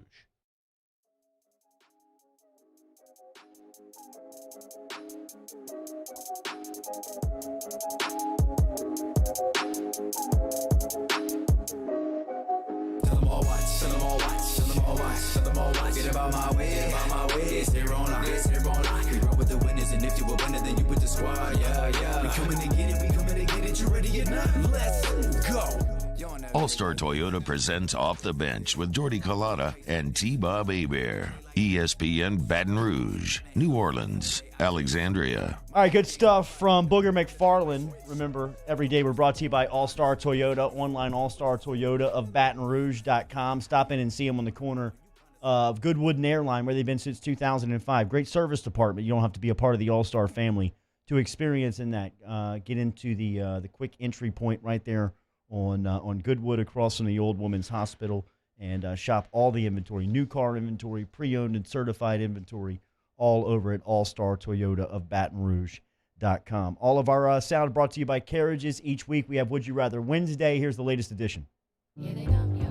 Here they come. Here they come. This or that. This or that. This or that. This or that. This or that. This or that. This or that. This. Okay, which would you rather be? Now, what superpower would you rather have? The question is, would you rather date the blind or the deaf? Would you rather drown or be burned alive? Would you rather be overpaid or underrated? Rather you just said thank you and went on your way. All right. Only a couple from the chat this week. Not many to get to. Would you rather be able to take any and every drug without fear of dying or failing a drug test, or be able to seduce whoever you want? This feels like a narc question a little bit here, but that's fine. So you can take any drugs, will not fail drug tests, will not die, or you'll be able to seduce anyone that you wanted. I mean, I'll start. I'm happily married. I don't care about seducing all you thoughts out there. Give me the drugs. I'm going to seduce some people. Yeah, that's fair. Yeah. If I was single, I would too. Give me the drugs, man. No. Lies! Is there a lie detector anywhere? I mean, can anybody find a lie detector? I don't know if I'm buying that. Danny, what about you? Seduce. Yeah, for sure. I mean, but you already kind of have that superpower, right? So it's just, I mean, that's just like par for the course for you. Would you rather be the person who flips the switch during executions, or be the judge who decides who should be executed? I guess flip the switch if given the choice. Isn't that bad? That's kind of how I am too. We're just like the Nazis that were just like, I was just going along with orders. Doing my job. Like, I mean, yeah. I don't know. I think I'd be the judge. I feel like ultimately then their death is on your hands. Yeah, but you didn't actually pull the. You didn't pull That's the trigger. fine, but I mean, I did so on behalf. You didn't see it happen. I did so on behalf of your orders, though. If we're being honest, like you made the decision on behalf of the law's orders that a jury of their peers. You can blame Matthew Musso for this. Yep. That's exactly how the Nuremberg trials went down. Just what we just did here. Danny, what are you doing? Doing the switch. Okay. Which of these, you're not going to know any of these, Jordy, never mind. It's going to be a nerdy one. Would you rather never use YouTube again or never use any other social media ever again? YouTube. Oh, that's tough, actually. I mean, I don't really spend a lot of time on YouTube. Oh, really? See, I don't know why. During this pandemic, I've become a bit of a YouTube addict. I would, I love Twitter, but, I don't think I want to lose access to. I mean, I go on YouTube for everything, right? You got to learn how to like paint some portion of a wall, or you want to learn how to do anything on the face of the earth. You just go on YouTube and there are videos for you to teach you what you need to know. So I'd get rid of all other social media. Huh, Keep YouTube. Guess you're right. Yeah, I'm kind of with you, T-Bob. Yeah, the tutorials. The tutorials are great. There's a couple channels I like to follow on there. So I mean, like I can cook rice like without a Off the rice Bench. cooker now. And they're great. Yeah, like Off the Bench, 104.5 ESPN, the Off the Bench Overtime channel. Huh? Yeah. Danny, what about you? Chili experiment. I'm getting rid of YouTube. Would you rather go back to Greek civilization or Roman civilization? Roman. Well, that's tough. That's a tough question. Yeah. I guess it depends on if you like little boys or not. I mean, you can't answer Greek. Because then you like little boys. Right. Like the Romans used to clown the Greeks all the time for that. Well, anyway, that aside, I mean, both civilizations made great advances for society that we still use today. So, I mean, that's... Greece, yes, Greece is the kind of origin of our Western culture. Yeah, I mean, that would be... I don't know. That's a hard question. I don't think I can actually pick. I will say this. Greece seems a little more chill. It seems like Rome. It definitely seems a little more chill like than Rome. Rome's all about ambition, and they're always fighting. Conquest. Yeah, and you always got to do better than your dad and everything. I feel like Greece, I could kind of chill in a toga, eat some grapes, not care about little boys. But, like, just philosophize a little bit. So, yeah, give me Greek. I think I'd go Give me Roman. Yeah, Thank you, Dan. With those biceps. Would you rather have a 10-hour dinner with a headstrong politician from an opposing party, or attend a 10-hour concert for a music group you detest? Give me the concert because there's nothing I detest more than politics. Oh, well, there you go. Jordy. Bad music's tough for 10 hours. What would be a group that you think would just be a breaking point? Like you would rather dive into this political dinner than listen to this group for 10 hours? Because I'm kind of with Musso. I don't know if anything is like maybe like 10 hours of like pop country, like Brantley Gilbert or something. Is that a country star? Yeah, but of course, 10 hours of Incubus. I wouldn't say. Hey, come on, dude. Incubus got some. I wouldn't say Brantley Gilbert's pop country though, but that's beside the point. Oh, pop country? I don't really know. Yeah, like 10 hours of pop country would be miserable. I mean, 10 hours of head-banging heavy metal. Oh, that just give you a headache. That is a torture camp. That's literally how they torture people. Yeah, that is a torture camp. Now, would you have to talk to this politician about politics? And didn't necessarily specify that. No, he's probably going to be, he's a He's politician. going to try to wedge it into every conversation. Yeah, 10 hours of K-pop?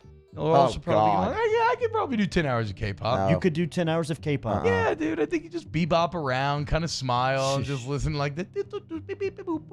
We might put that to the test. No, I'm not committing 10 hours of my actual life on Earth to listening to K-pop. I would bet you can't do 10 minutes. Yeah, dude. I like electronic music. Yeah, he could do 10 minutes. I like electronic. I've been He could probably do like an hour and a half. randomly. Yeah, I agree, Moose. Thank you. But yes, so give me the concert. I'm not going to dinner with a politician. I think you raise a good point. I'd actually go with the politician because you're right. You don't have to talk politics. And if nothing else, if you're a politician, you should at least be kind of ingratiating. Like you should be at least fun to talk to. So, sure. Give me the 10 hours. I mean, those guys aren't half as smart as they think they are. 10 hours, you should be running circles around one of them. That's right. I'm the lobbyist now. I say we call it there. Okay. Let's talk recruiting with Shay Dixon. Shay Dixon over at 247 put out a graphic, and I sent it to the group last night. And it's pretty humbling if you follow Twitter. There are 10 uncommitted prospects right now. The top 10 uncommitted prospects remaining in the the 2021 recruiting cycle, and LSU is in on 4 of them, including the number 1 player in the country, Corey Foreman, where there are rumors and chirps that he is trying to get back to Baton Rouge this weekend. That would be the second time in a month. We'll ask Shay if that is true next here on OTB. Off the bench with Kalana and T-Bob. Daily brought to you by AccuTemp. Remember, over at AccuTemp right now, they have the special that they are running, the Tiger Tune-Up. If you want to get in touch with AccuTemp, they're online, AccuTempBR.com. But all you have to do is text halftime to the number that T-Bob is going to get you every Saturday during LSU football games, and they will get you a $49 Tiger Tune-Up. Okay, so real quick, Jordan, I'm going to ask you to lay out exactly what the Tiger Tune-Up is in a minute, but you're going to want to text it. This is going to be at home games.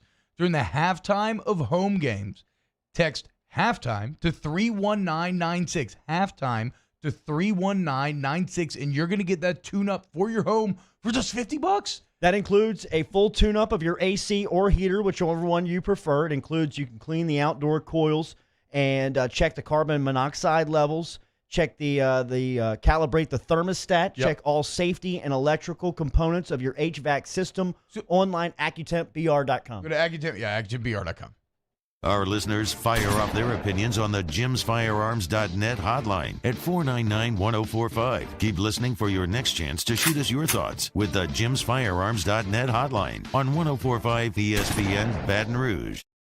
Gulf Coast Bank and Trust is a local bank with a straightforward philosophy. It's about doing the right thing for our customers. Participating in our community with annual local fundraisers, offering individual attention in a modern banking atmosphere with a trusted local company. Gulf Coast Bank invested in technology with a local touch, giving our customers the power to bank anywhere, anytime. We're building relationships through personal service as a bank that cares about you. Gulf Coast Bank and Trust, the bank that cares about you. I've been doing business with Luba for 25 years.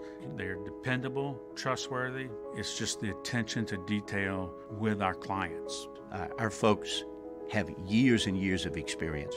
They're highly trained professionals, but many companies have that asset. What I'd like to think makes Luba a bit different is that we use those talents in a way that truly is dedicated to serving the needs of the folks who depend on us. Are you a licensed contractor? There's lots of good contractors in Louisiana doing work the right way, but unfortunately, too many unlicensed contractors are working outside the licensing requirements. Working as a contractor in Louisiana requires a license for the company doing the work. The Louisiana State Licensing Board for Contractors wants to help you get licensed to allow you to conduct work legally. It's not difficult to get the license. We can help you. Go to lacontractor.org for more information. Licensed contractors, it's the law. Gulf Coast Office Products is a nationally recognized Savin office equipment dealer based right here in Louisiana. Over 100 employees strong, Gulf Coast has the boots on the ground to support all vertical markets, from education, engineering, legal, and finance. With the latest in office technology, from desktop to production segment units, Gulf Coast and Savin have the perfect fit for you. Call 225-756-2644. That's 756-2644 for Gulf Coast Office Products.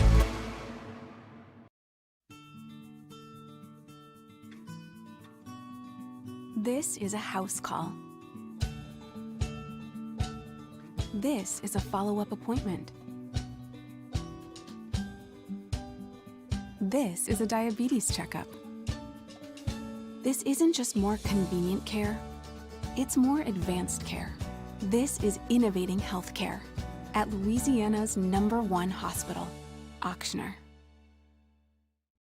When it's clearance time, smart customers rush to Richards Honda because all your favorite Honda models are at fantastic prices. And with our fanatical customer care, it's no wonder people call Richards Honda the smart choice. Le posso offrire un caffè? Le posso offrire un caffè? Andiamo insieme da me, non c'è. Call Mr. Electric today. Yo, join us for a Wednesday edition of Hanging with Hester and Handy, presented by Richards Honda from noon to 3. We'll welcome Neil Price, the play-by-play broadcaster for Mississippi State football on 104.5 ESPN Baton Rouge.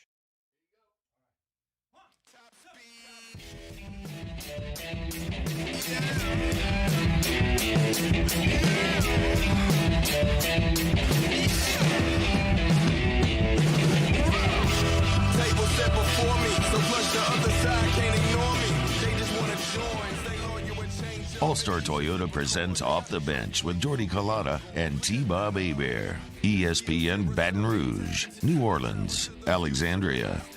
All right, breaking news here in the sports world this morning. Sad news, 77 years old, Gale Sayers, former All-Pro running back, Hall of Famer in the NFL with the Chicago Bears, passes away at 77 years old this morning. So rest in peace to Gale Sayers and his family. Yeah, we just saw it on the TV, but youngest ever member inducted in the Hall of Fame. He was 34 when he got inducted in the Pro Football Hall of Fame. He was comped to like Reggie Bush.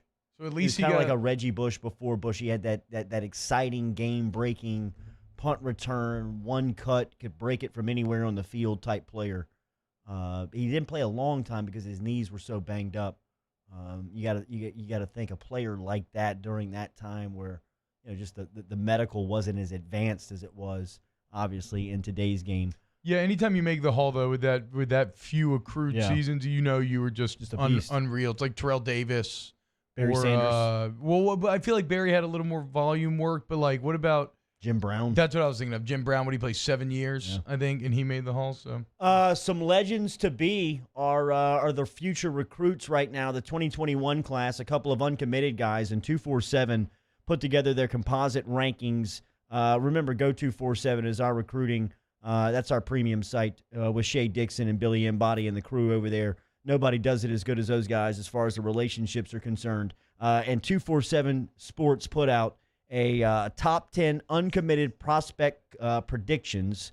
And out of the top 10, Ohio State has 2 predictions. Georgia has 1. Oklahoma has 1.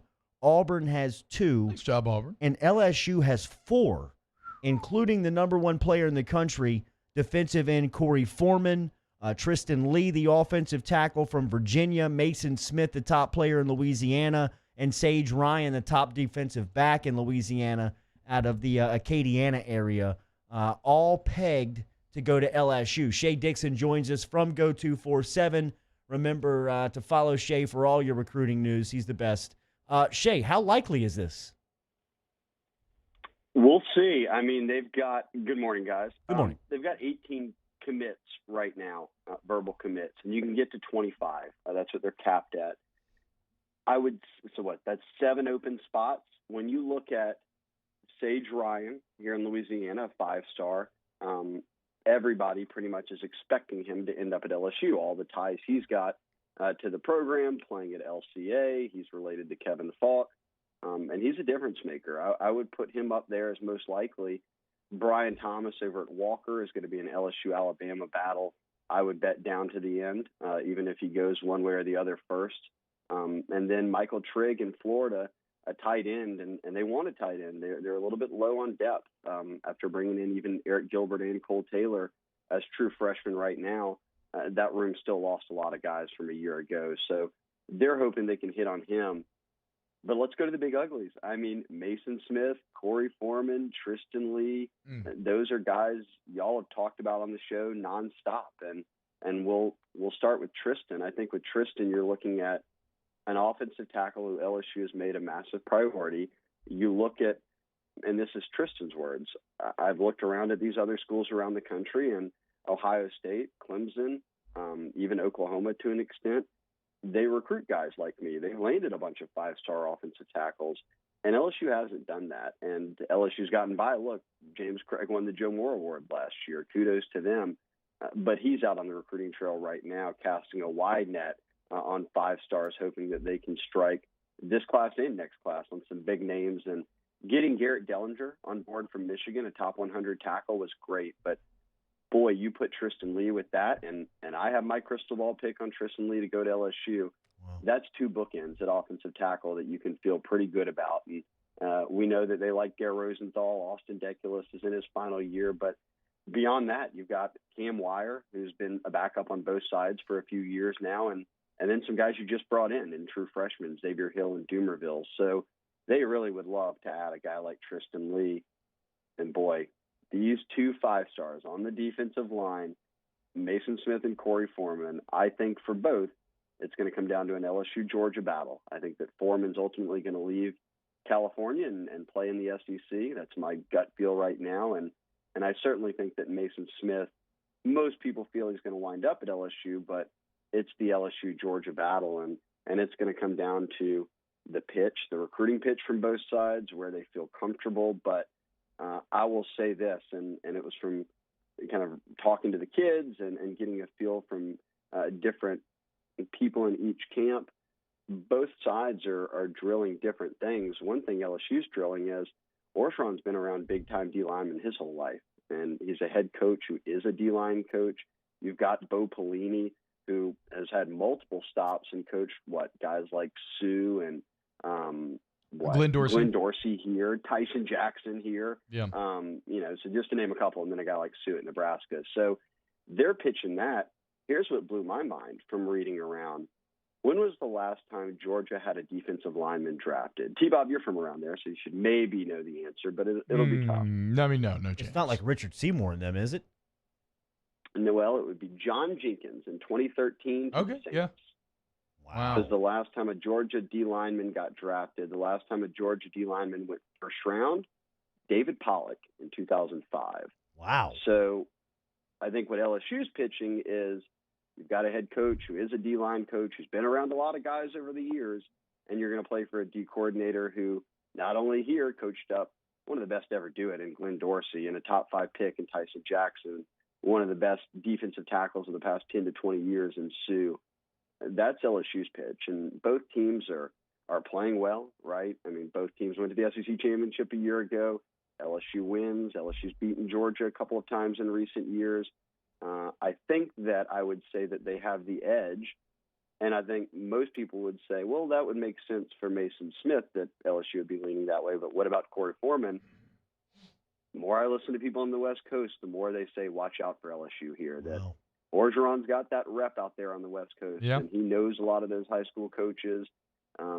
He's gotten in well with guys, and one thing I'll say, don't overlook is Eli Ricks and his family. Eli Ricks is a freshman. He's about to be starting when they go to nickel at corner. His family lives here now. Rajon Davis's family, Rajon Davis is committed. He's talked on y'all shows before. His family is his family is thinking about moving to Baton Rouge as well, and they're a family who's very close to the Foremans. And now you've got two people out there, two families, who are saying, "Look, here's what you need to know about LSU. Here's what we've done. Here's what it's like in Baton Rouge." And Georgia doesn't have that same thing working for them out on the West Coast. That's one thing I keep going back to with Corey Foreman, that if they pull this off, it's not just O and the staff, but it's what these commits and their parents have been able to do kind of behind the scenes. Yeah, Kirby, you screw up JT Daniels. Let O and the crew take all the defensive linemen. Wait, so what about this Mason Smith and Corey Foreman relationship, Shay? It seems like they've become incredibly close, best friends even. Do you view them as a combo package? I don't really believe in package deals. Okay. And here's why I say that, is just because we hear it so often, right? And I've seen brothers go to different schools. BJ Ojolari is one of them right now. His brother Aziz starts at Georgia, and BJ went to LSU. So I don't think package deals are always as sure as they may seem. Now, I do think that they both could end up at the same school, and they've got the same offers, and they're kind of going back and forth with each other about what they like. So do I think they wind up at the same school? Probably so, but I wouldn't say it was a package deal. At the end of the day, probably each one of them made the decision that they felt was best for them. So if you land these four and you were to land Brian Thomas, I mean, you could be looking at potentially having a number one class in the entire country. How do they land? What does it mean that the dead period has been extended through January 1st? Well, you said that, not me. I didn't say they were going to land all these guys. No. I'm just what I guess no. What I'm saying is you said if the potential of landing these guys is massive. How do they do it when the dead period's been extended through the first? And what does that mean for what they can or can't do with so much on the line? No, it's a great question, and it's something we don't know an answer to, right? I can't give you a firm answer because we've never experienced this. And I'll tell you this. I talked to Sage Ryan the night before, and he would be a good example here. I talked to him the night before the dead period was extended, and we didn't know it was about to be extended, but you knew they were going to kick the can a little bit down the road and maybe not all the way to January. So he was thinking, what if it's just another month? And I asked him, well, what would that mean for your recruitment? And he said, well, I really would love to make visits. I mean, he's got LSU, Bama, Clemson in his finalists, and he's been to he's been to LSU and Bama. He's never even been to Clemson. So how can you? It's tough to say. Well, how am I going to commit there? And I've never actually met Dabo or any of them in person or seen their campus. And for him, he would like to be able to go do all that. Well, the flip side is, okay, if they kick the can down the road a little more, I'm about to be playing high school football. I don't have time to be going all over the country when I'm not able to see the coaches. And because of that, he said, I'll probably just go ahead and commit. And Tristan Lee said something similar. We know that Brian Thomas keeps things very close to the vest, and he's pretty under the radar in terms of his recruitment, but he's not going to drag things out to January if he doesn't have to. And we'll see that with some other guys. Andrew Makuba, a top safety target of theirs, is now going to announce in a couple of weeks. The only guys who aren't are going to be Mason Smith and Corey Foreman. And they're holding on to saying, I'm announcing in December or January. And that could mean at the All-American Bowl week or whenever that is. It's not going to be in the next couple of months, or at least that would be a surprise. So I think half these kids are saying, I'm just going to go ahead and do it. I don't want to wait till January. I may be a December signee and enrolling early, so it would make no point for me to wait anyways. And then I think some other guys are saying, hey, look, I'm going to still enjoy the process, and we'll see what happens in the coming months. And if I can not make visits till January, then I won't make visits till January. Is Foreman coming back to Baton Rouge? Is there rumors swirling that he's trying to get back down here? Yeah, there's definitely been some rumors swirling on that and how him and his parents could get back. And the same Tristan Lee, we've heard that. There's some guys from Derek Davis, a big safety target they have, has talked about getting back in. Michael Trigg, the tight end, has talked about getting back. He was at that Tiger turnout, but he was with one of his trainers from Florida. He wants to get back with his dad and some of his family.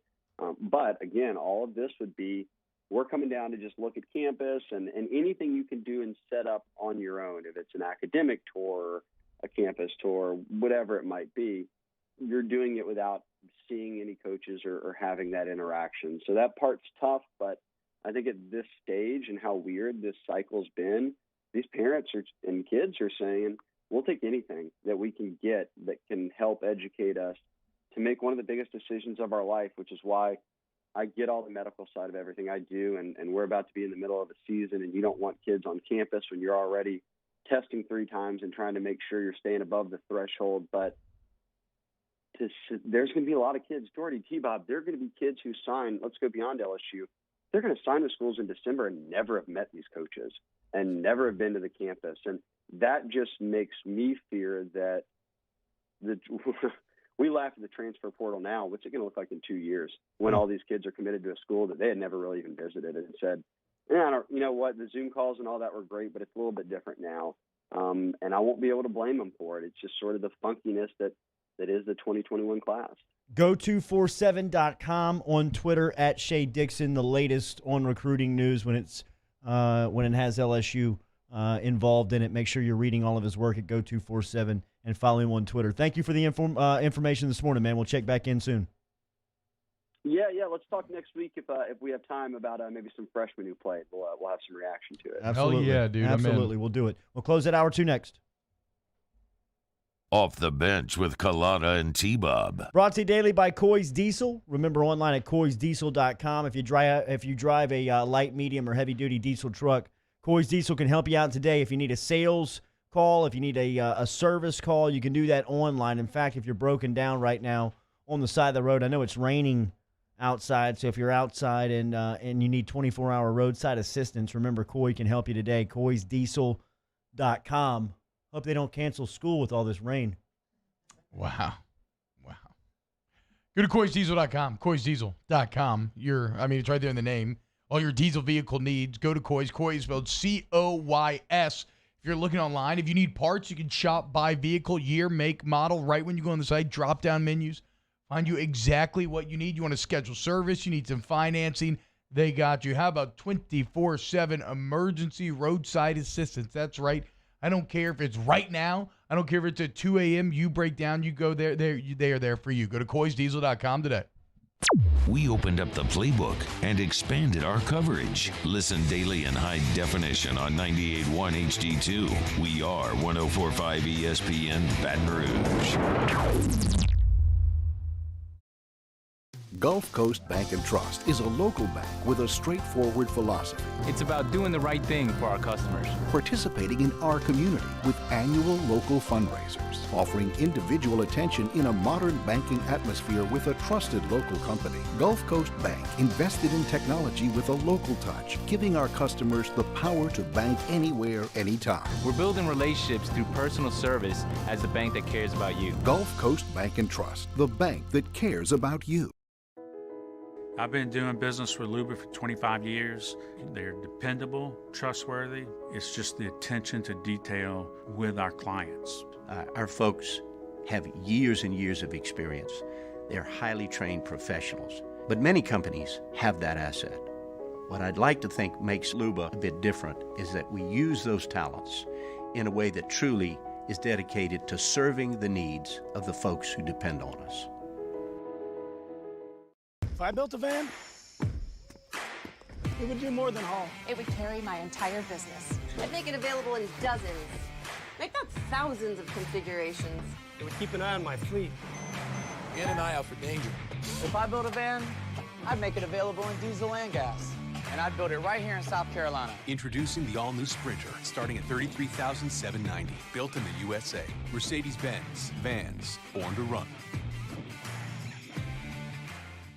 Gulf Coast Office Products is a nationally recognized Savin office equipment dealer based right here in Louisiana. Over 100 employees strong, Gulf Coast has the boots on the ground to support all vertical markets, from education, engineering, legal, and finance. With the latest in office technology, from desktop to production segment units, Gulf Coast and Savin have the perfect fit for you. Call 225-756-2644. That's 756-2644 for Gulf Coast Office Products.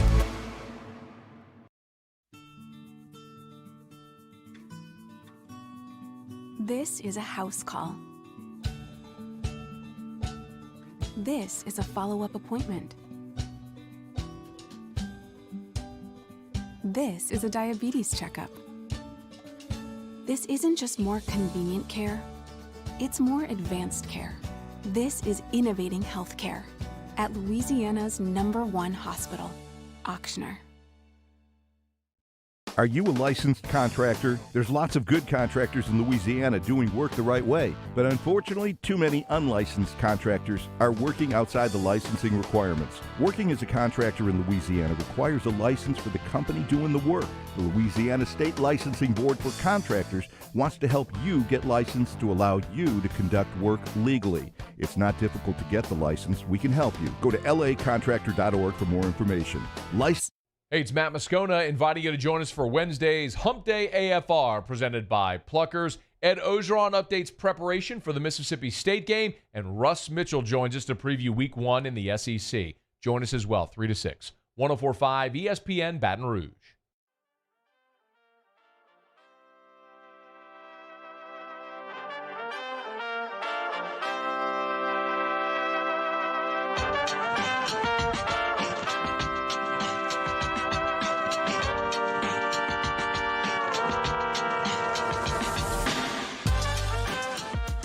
All-Star Toyota presents Off the Bench with Jordy Collada and T-Bob Hebert. ESPN Baton Rouge, New Orleans, Alexandria. Wow. All right, hour 2 in the books. Hour 3 coming at you, OTB OT. Remember, everything's brought to you by All-Star Toyota. Any sound that you may have missed is brought to you by Carriages of Baton Rouge. If you're watching online, if you're watching on the YouTube app and you're interacting inside the Bayou Ford chat app, you see this Peter Millar black pullover with the LSU National Championship logo. If you're looking for game day attire, if you're one of the 25,000 that will be heading through the turnstiles at Tiger Stadium this Saturday and you're looking for apparel, get over to Carriages. Shop Carriages LSU gear. It is the best, man, as far as alternate and game day logos go. Stop in and see them at onlinecarriagesbr.com. And they got great social media. T, what you talking about in hour 3? A lot of NFL stuff. I always love Wednesdays because Wednesdays are kind of like the turning of the football week. We kind of close the book on week 2. We start to look forward to week 3. So we will preview the SEC weekend that will be. We'll talk a bit about LSU's offense, maybe what an increased rushing attack could look like. I've got plenty of football takes to go around. I'm trying to look at just objectively through the numbers who have been the best 5 quarterbacks in the NFL right now. I think some of those answers could potentially surprise you.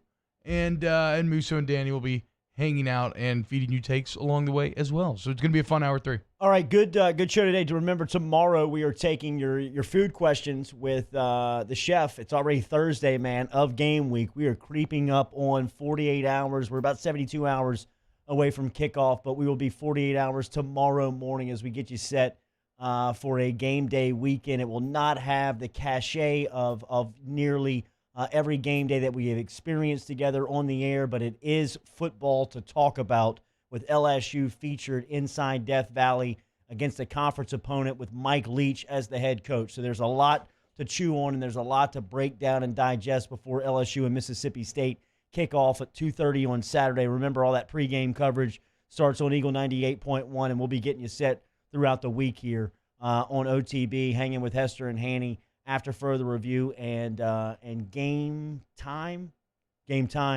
with Ott and Mintz last night. I caught a great segment with Ott and Mintz where they were Ott was serving up the games and Mintz was guessing the lines and guessing the totals. Okay. Of the week ahead, and our guy is a shark.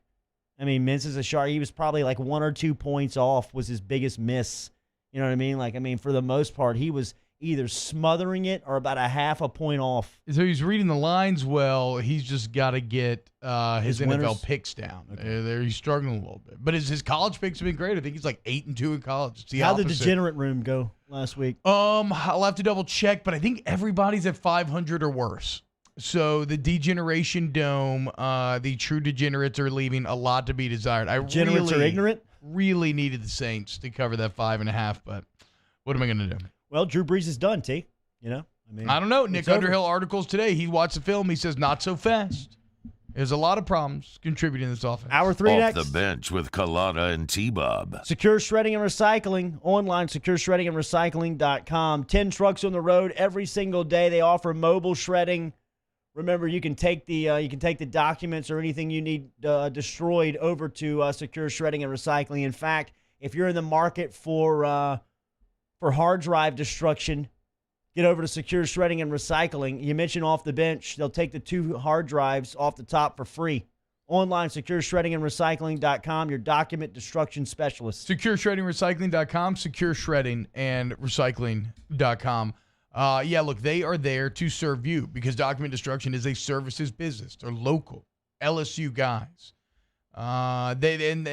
Look, they'll give you the best rates, but more so than that, it's the convenience, right? They can pick up in some of their trucks, destroy right there on site. They have drop-off points where you just drop it off. They take care of it, or they take it back to their facilities for the biggest of jobs where they got all the machinery and equipment to do so. Go to SecureShreddingRecycling.com today. If I built a van, it would do more than haul. It would carry my entire business. I'd make it available in dozens. Make that thousands of configurations. It would keep an eye on my fleet. Get an eye out for danger. If I built a van, I'd make it available in diesel and gas. And I'd build it right here in South Carolina. Introducing the all-new Sprinter, starting at $33,790. Built in the USA. Mercedes-Benz. Vans. Born to run. Gulf Coast Bank and Trust is a local bank with a straightforward philosophy. It's about doing the right thing for our customers. Participating in our community with annual local fundraisers, offering individual attention in a modern banking atmosphere with a trusted local company. Gulf Coast Bank invested in technology with a local touch, giving our customers the power to bank anywhere, anytime. We're building relationships through personal service as the bank that cares about you. Gulf Coast Bank and Trust, the bank that cares about you. To all of our heroes working on the front lines of this COVID-19 pandemic, your bravery and selflessness represent the very best of us, and we want to say thank you. I'm asking everyone around the state to join me in celebrating the heroism of our healthcare professionals on the 19th of every month at 1900 hours, that's 7 p.m. Write a note of appreciation, make plans to donate to charitable organizations, or say a prayer. To learn more, visit 19thanks.org. Thank you, and God bless. ServiceMaster Elite create clean, disinfected work environments. As a local business, we take pride in serving the New Orleans and Baton Rouge areas.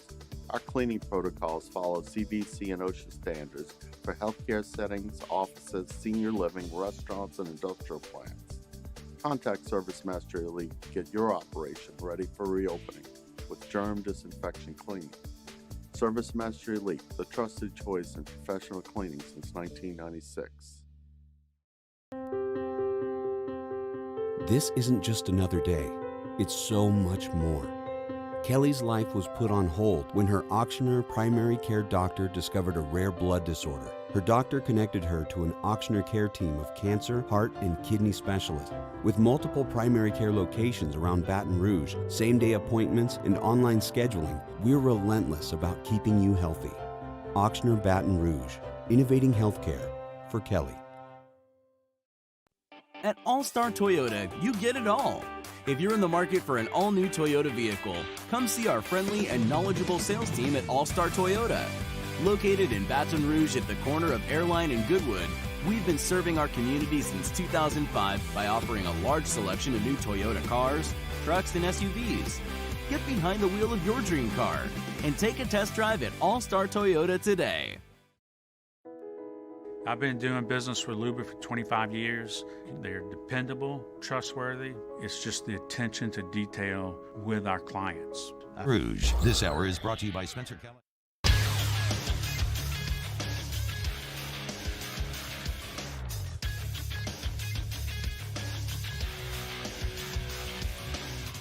Good morning. It is 9 a.m. on Wednesday, September the 23rd.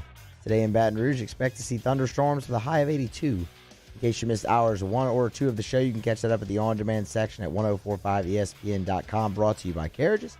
Coming up today on OTB OT, T-Bob dives back into the NFL and college football as the weeks get underway tomorrow for both leagues. You can follow today's show on Twitter and Instagram at OTB_ESPN. Watch live at the 1045 ESPN YouTube channel. Get inside the Bayou 4 chat. And make sure to subscribe to the Off the Bench channel and the Off the Bench Overtime channel. Set your notifications. New content posted daily. Hour number 3 of OTB starts right now.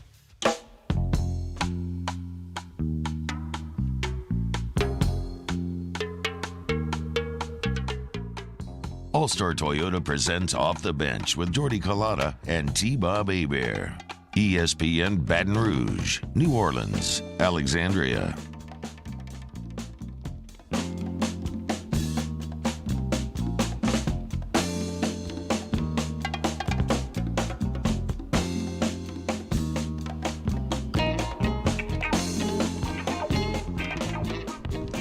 Welcome in, OTBOT, hanging out with you, T-Bob, Musso, and Danny for this third hour, as we do every single day. Getting ready to go eat some catfish in Lutcher, Louisiana. Then randomly, I think I have like a slider eating competition with Dudley and DeBossier later this afternoon. I don't know. My life is weird. It brings you to some weird places. I hope the guy from West Coast Choppers is there, but I don't think he's going to be. How many sliders are you going to put? I mean, like, realistically, how many sliders can T-Bob Hebert be? That's the thing, man. I don't know. To be completely honest, I don't. Have you ever done any, like, competitive eating before? Yeah, and it's way harder than I thought. I thought I was going to come in here and smash like a dozen hot dogs in 2 minutes. It is so hard to just get them actually down. Like, over hours, I could eat a dozen hot dogs easy. In the 2 or 3 minutes, whatever we did, I think I got like 2.5 or 3 hot dogs. Like, it is so much harder than you actually think. More so than that, I mean, if you just get a colonoscopy, because, like, I don't know, right? It's like, I don't know if I want to slam like 30 sliders in the afternoon, but we'll see. Slider eating competition. Looking forward to it. Right after going to Lutcher to eat catfish. What a culinary Wednesday this is for your boy. Concoction there. Yeah, I know, right? I don't know how it's going to go. Central Plumbing on hold. Exactly. That's in my future. That said, we got a lot to get to this hour. No guests. I didn't really want it. Well, yeah, I don't know. Maybe something comes up. If I want to hit somebody up, we can. But for now, we're just going to talk football all hour. I mean, look, basketball was good last night.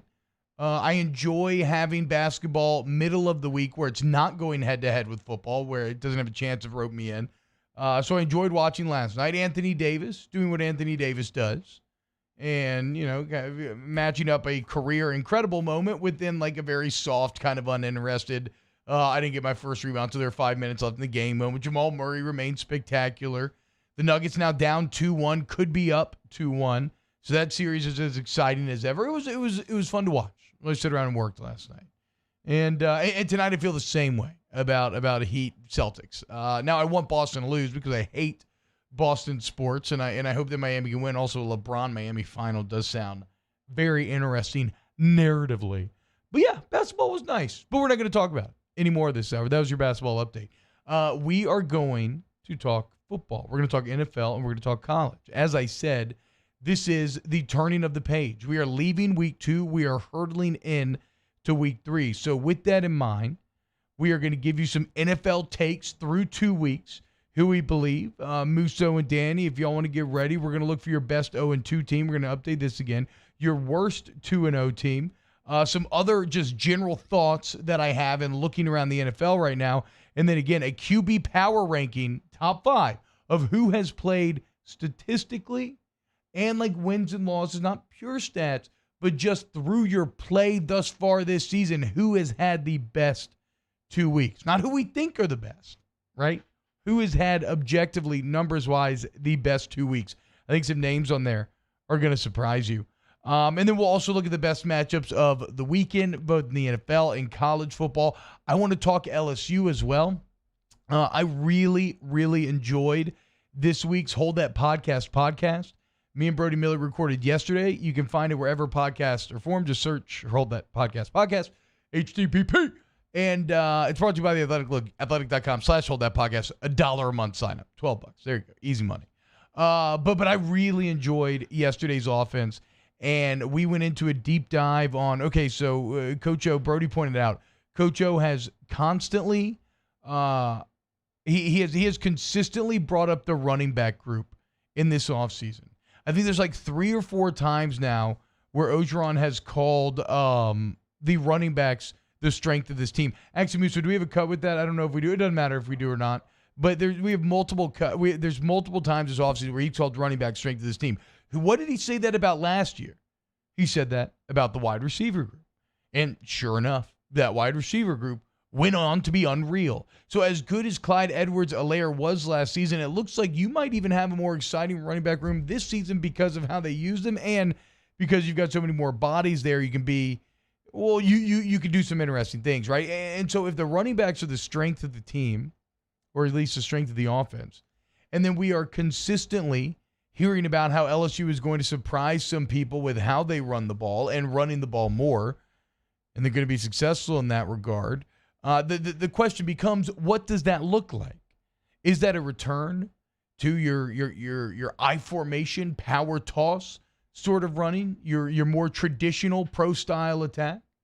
I mean, sure, when you think about Scott Linehan, he has a very pro-style background, so I think the inclination is to be like, oh, maybe that's what's going to happen. But after talking with Brody yesterday, I'm not so sure.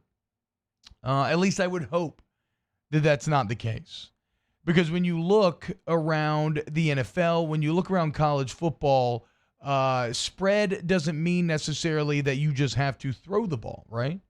It's just some different base concepts from which to run whatever you want, right? Brody pointed this out. Think about the Dan Mullen offense.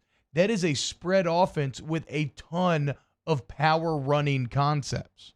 And if you look at LSU and the way that they can spread you out and threaten you through the air with Terrace Marshall, Racey McMath, Arik Gilbert, all these other weapons you're going to have on offense. Plus, you love your tight end room so much this year. Do you do a lot more 12 personnel where you have 2 tight ends on the field?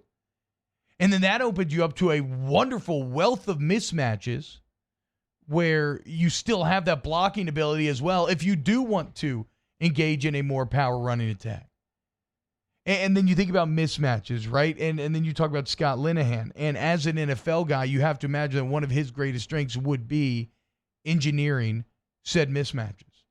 And so I've been thinking about it on the HCPP yesterday, this LSU offense. I started to become really excited because conceptually, this is an offense that can threaten you in a lot of different ways. If this is indeed the strategy that they end up employing, it still could be a more more traditional running attack. I just don't see that. I think you double down on the spread.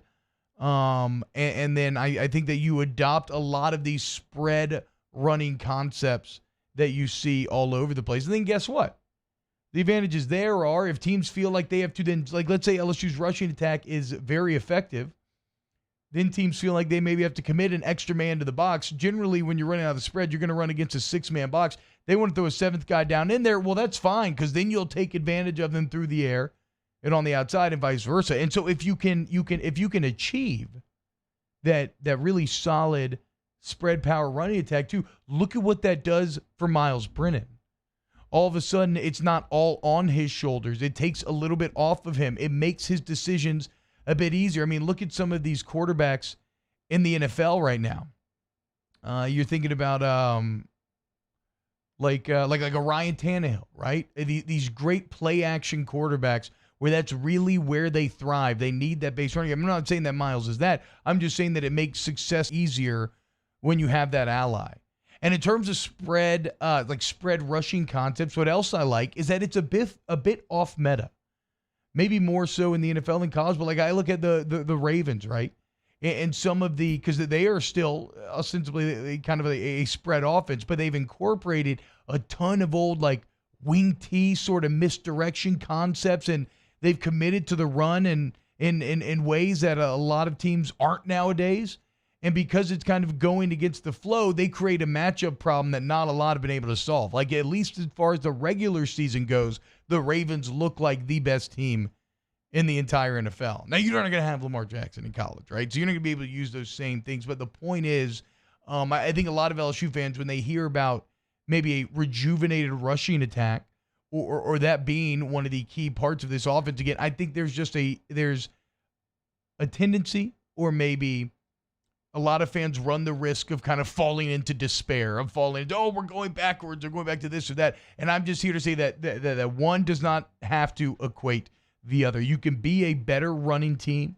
You can put more emphasis on the run game while still doing it out of spread, while still maximizing your quarterback's potential. And while truly, we talked about this for years, but it never truly coalesced until last season, while truly threatening a defense both through the air and on the ground, where it's a true damned if you do, damned if you don't proposition.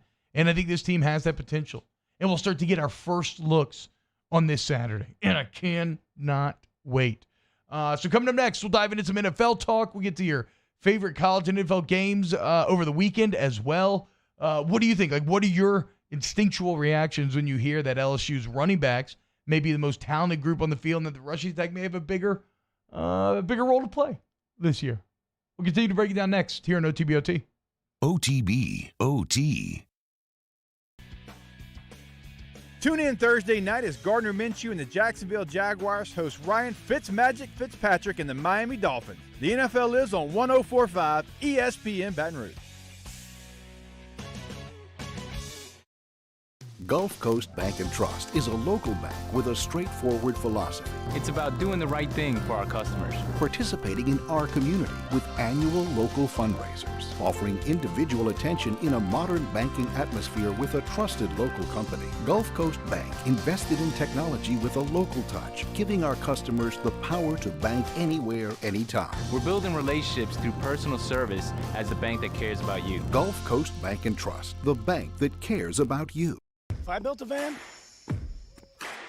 it would do more than haul. It would carry my entire business. I'd make it available in dozens, make not thousands of configurations. It would keep an eye on my fleet. And an eye out for danger. If I built a van, I'd make it available in diesel and gas.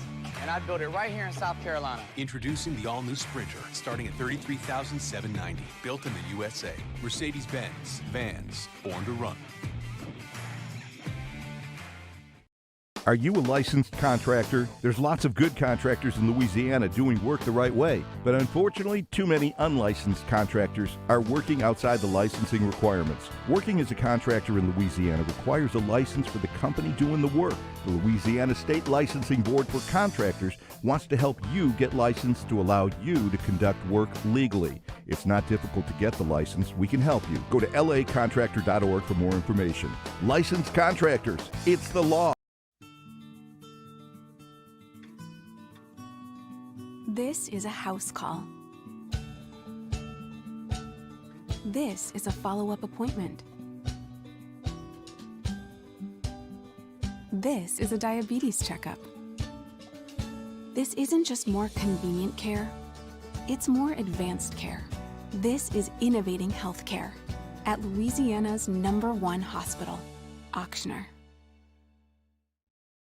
At All-Star Toyota, you get it all. If you're in the market for an all-new Toyota vehicle, come see our friendly and knowledgeable sales team at All-Star Toyota. Located in Baton Rouge at the corner of Airline and Goodwood, we've been serving our community since 2005 by offering a large selection of new Toyota cars, trucks, and SUVs. Get behind the wheel of your dream car and take a test drive at All-Star Toyota today. Gulf Coast Office Products is a nationally recognized Savin office equipment dealer based right here in Louisiana. Over 100 employees strong, Gulf Coast has the boots on the ground to support all vertical markets, from education, engineering, legal, and finance. With the latest in office technology, from desktop to production segment units, Gulf Coast and Savin have the perfect fit for you. Call 225-756-2644. That's 756-2644 for Gulf Coast Office Products. ServiceMaster Elite create clean, disinfected work environments. As a local business, we take pride in serving the New Orleans and Baton Rouge areas. Our cleaning protocols follow CDC and OSHA standards for healthcare settings, offices, senior living, restaurants, and industrial plants. Contact ServiceMaster Elite to get your operation ready for reopening with germ disinfection cleaning. ServiceMaster Elite, the trusted choice in professional cleaning since 1996. At Corvell Toyota in Opelousas, you can get into a new Highlander for $4,000 off MSRP. Yes, $4,000 off MSRP, and we have many in stock. So come on down to Happy Town. That's Corvell Toyota in Opelousas, Happy Town, USA.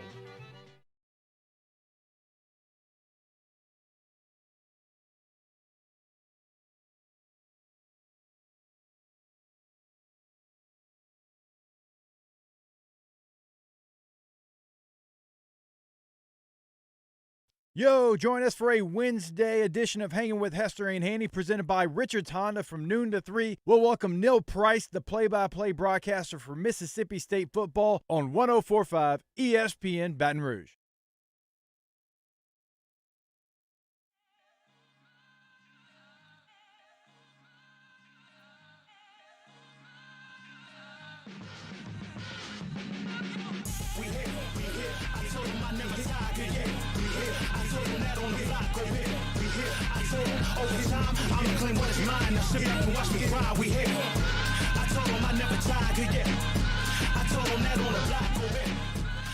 OTB, OT, with T-Bob Hebert, ESPN Baton Rouge, New Orleans, Alexandria. I'm doing my pen.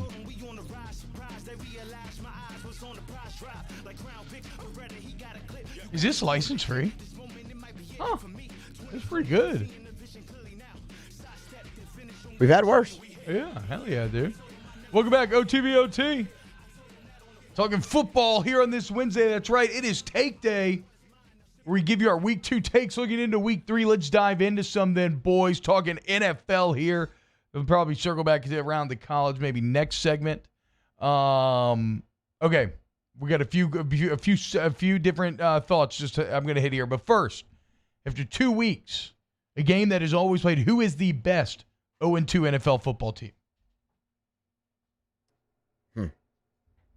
When you look around, You okay over there?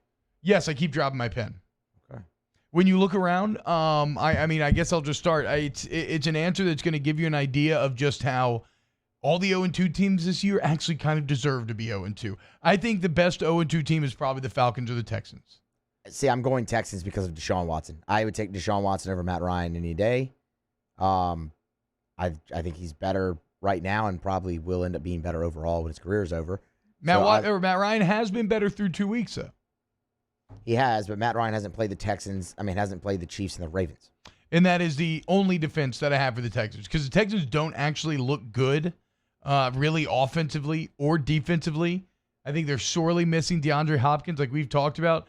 Deshaun Watson kind of feels like somebody who's trapped in a toxic relationship a little bit. What did he do wrong? That's just what I want to understand. Nothing. Why is he being punished?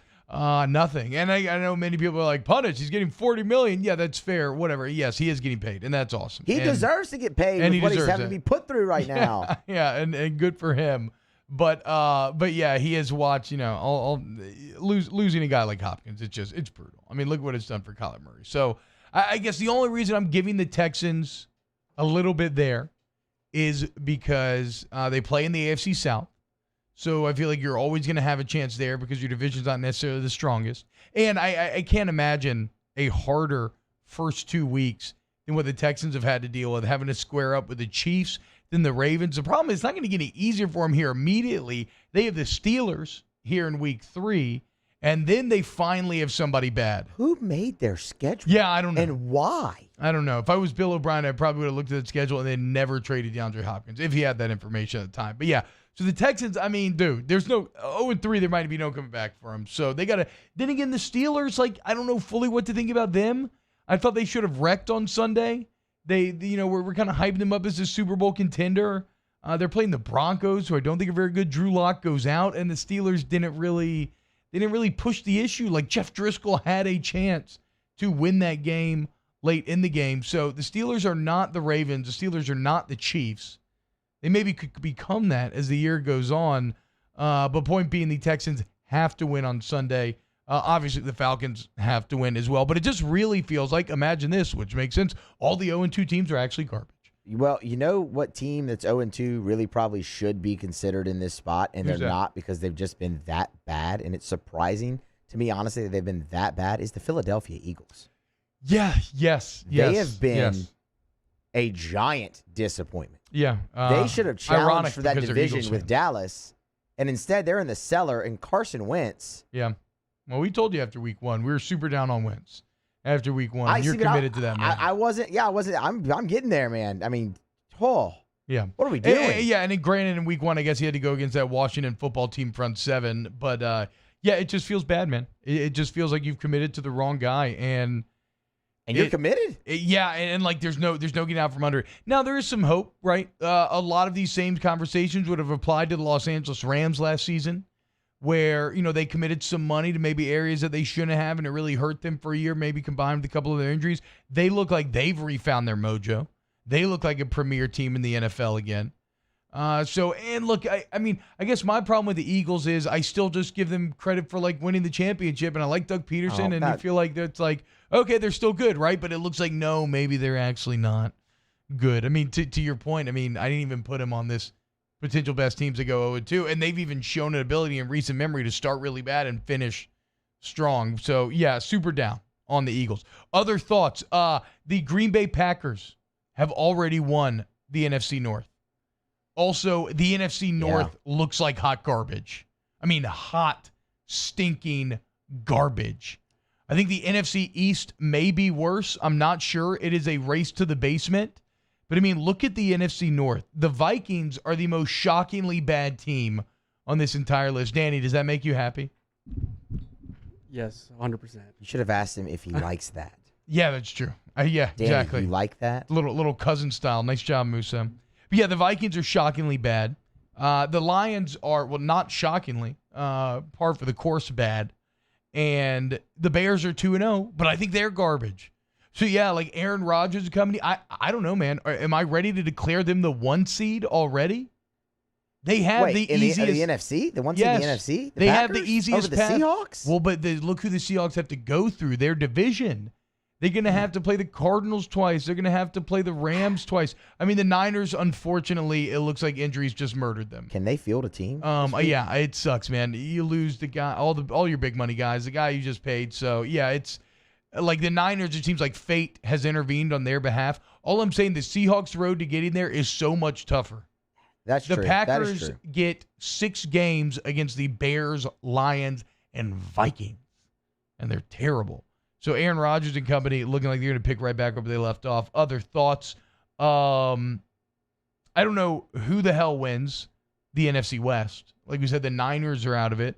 But out of Cards, Rams, and Seahawks, I'm definitely leaning Seahawks. And the Cards are the odd man out here, most likely. They've just been so much fun to watching Kyler Murray here early on.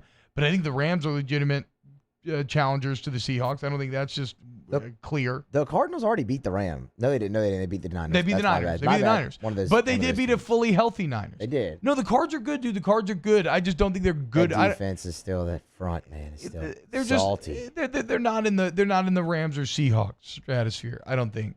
The NFC East is the NFC least. Once again, the Giants, terrible. Eagles, you mentioned it, terrible. Washington football team, I think they're terrible. The difference there is, like, the Packers are good in the North and the other 3 teams are bad. I don't even know if the Cowboys are actually good. So, like, they may be the best of the worst. Like, they could win this division by default because I don't see anybody else who's going to string together as many wins as Dallas is. I think you could be looking at, like, a 10-6 division winner in the NFC East. The Green Bay Packers are what the New Orleans Saints have been in the NFC South the last couple of years. They've just been one of the best teams in the league, and they played in an absolutely putrid division. Has the South been bad the last couple of years? Yes. Yes, I suppose they have. Yes. Yeah, that's fair. That's fair. And it was just chalk going into it that the Saints. South not traditionally bad, though. No? I mean, think about it, dude. Everybody's played in Super Bowls in recent memory.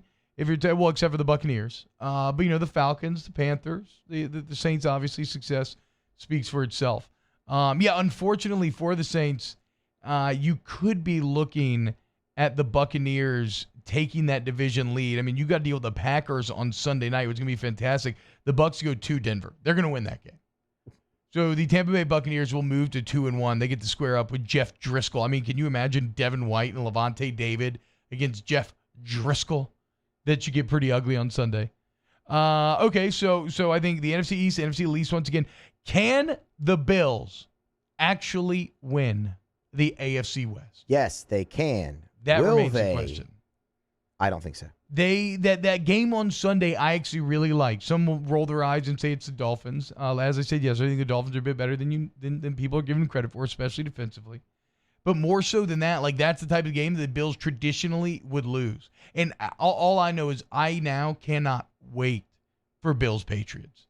And the reasons are multiple. First off, the hype is going to be out of control. Bills Mafia is going to be finally believing that this is their year, whereas the Patriot fans will be approaching it from the very cocky standpoint of, you're the Bills, you have no chance.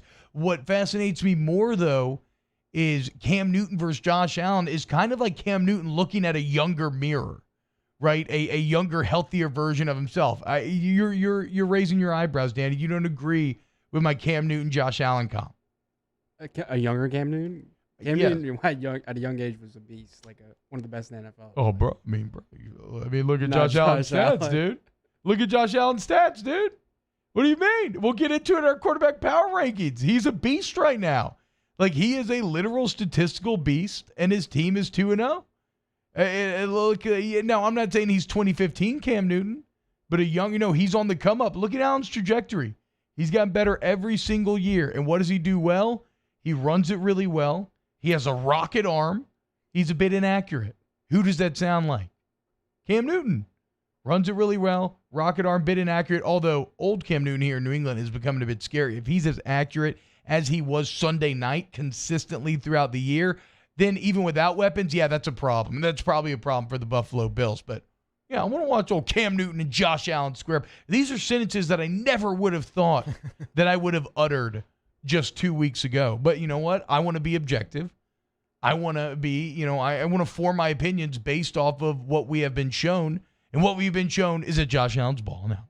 So coming up next, we will dive into our, our top 5 quarterback power ranking, just how they played through 2 weeks, who are in your top 5, and then we'll look at the games from this weekend, the best matchups, both in the NFL and college football. Keep it locked right here on OTBOT. OTB, OT. Saints coverage, Chiefs, Cowboys, Thursday night, Sunday night, and Monday night football. From the opening kickoff to the playoffs and the Super Bowl, the NFL lives on 104.5 ESPN Baton Rouge.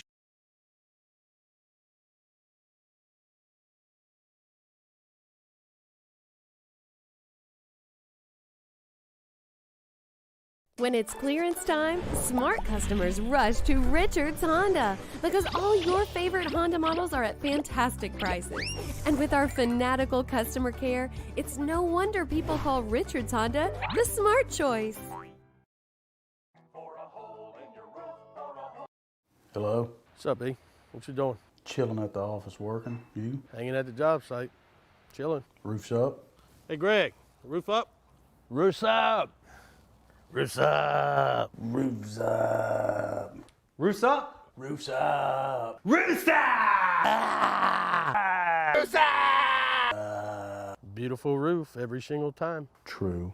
True.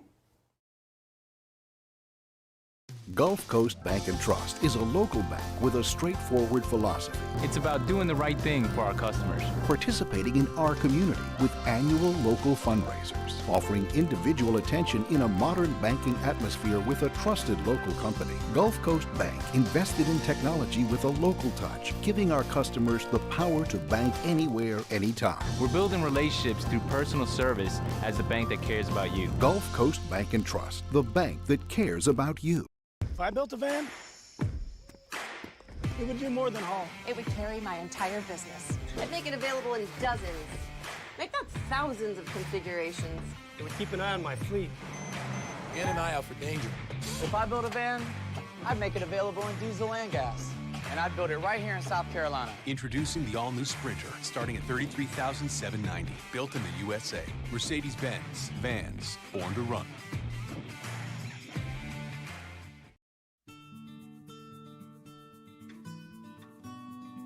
This is a house call. This is a follow-up appointment. This is a diabetes checkup. This isn't just more convenient care, it's more advanced care. This is innovating healthcare at Louisiana's #1 hospital, Ochsner.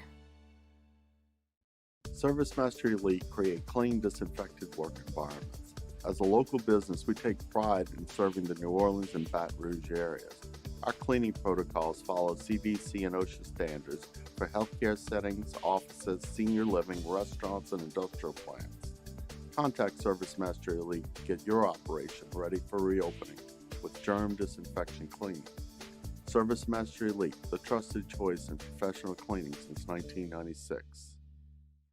Your Honda needs some TLC, and Richards Honda is the smart place to get it. With oil changes at just $39. And with so many service bays, you'll be in and out super fast. Schedule your appointment today at richardshonda.com.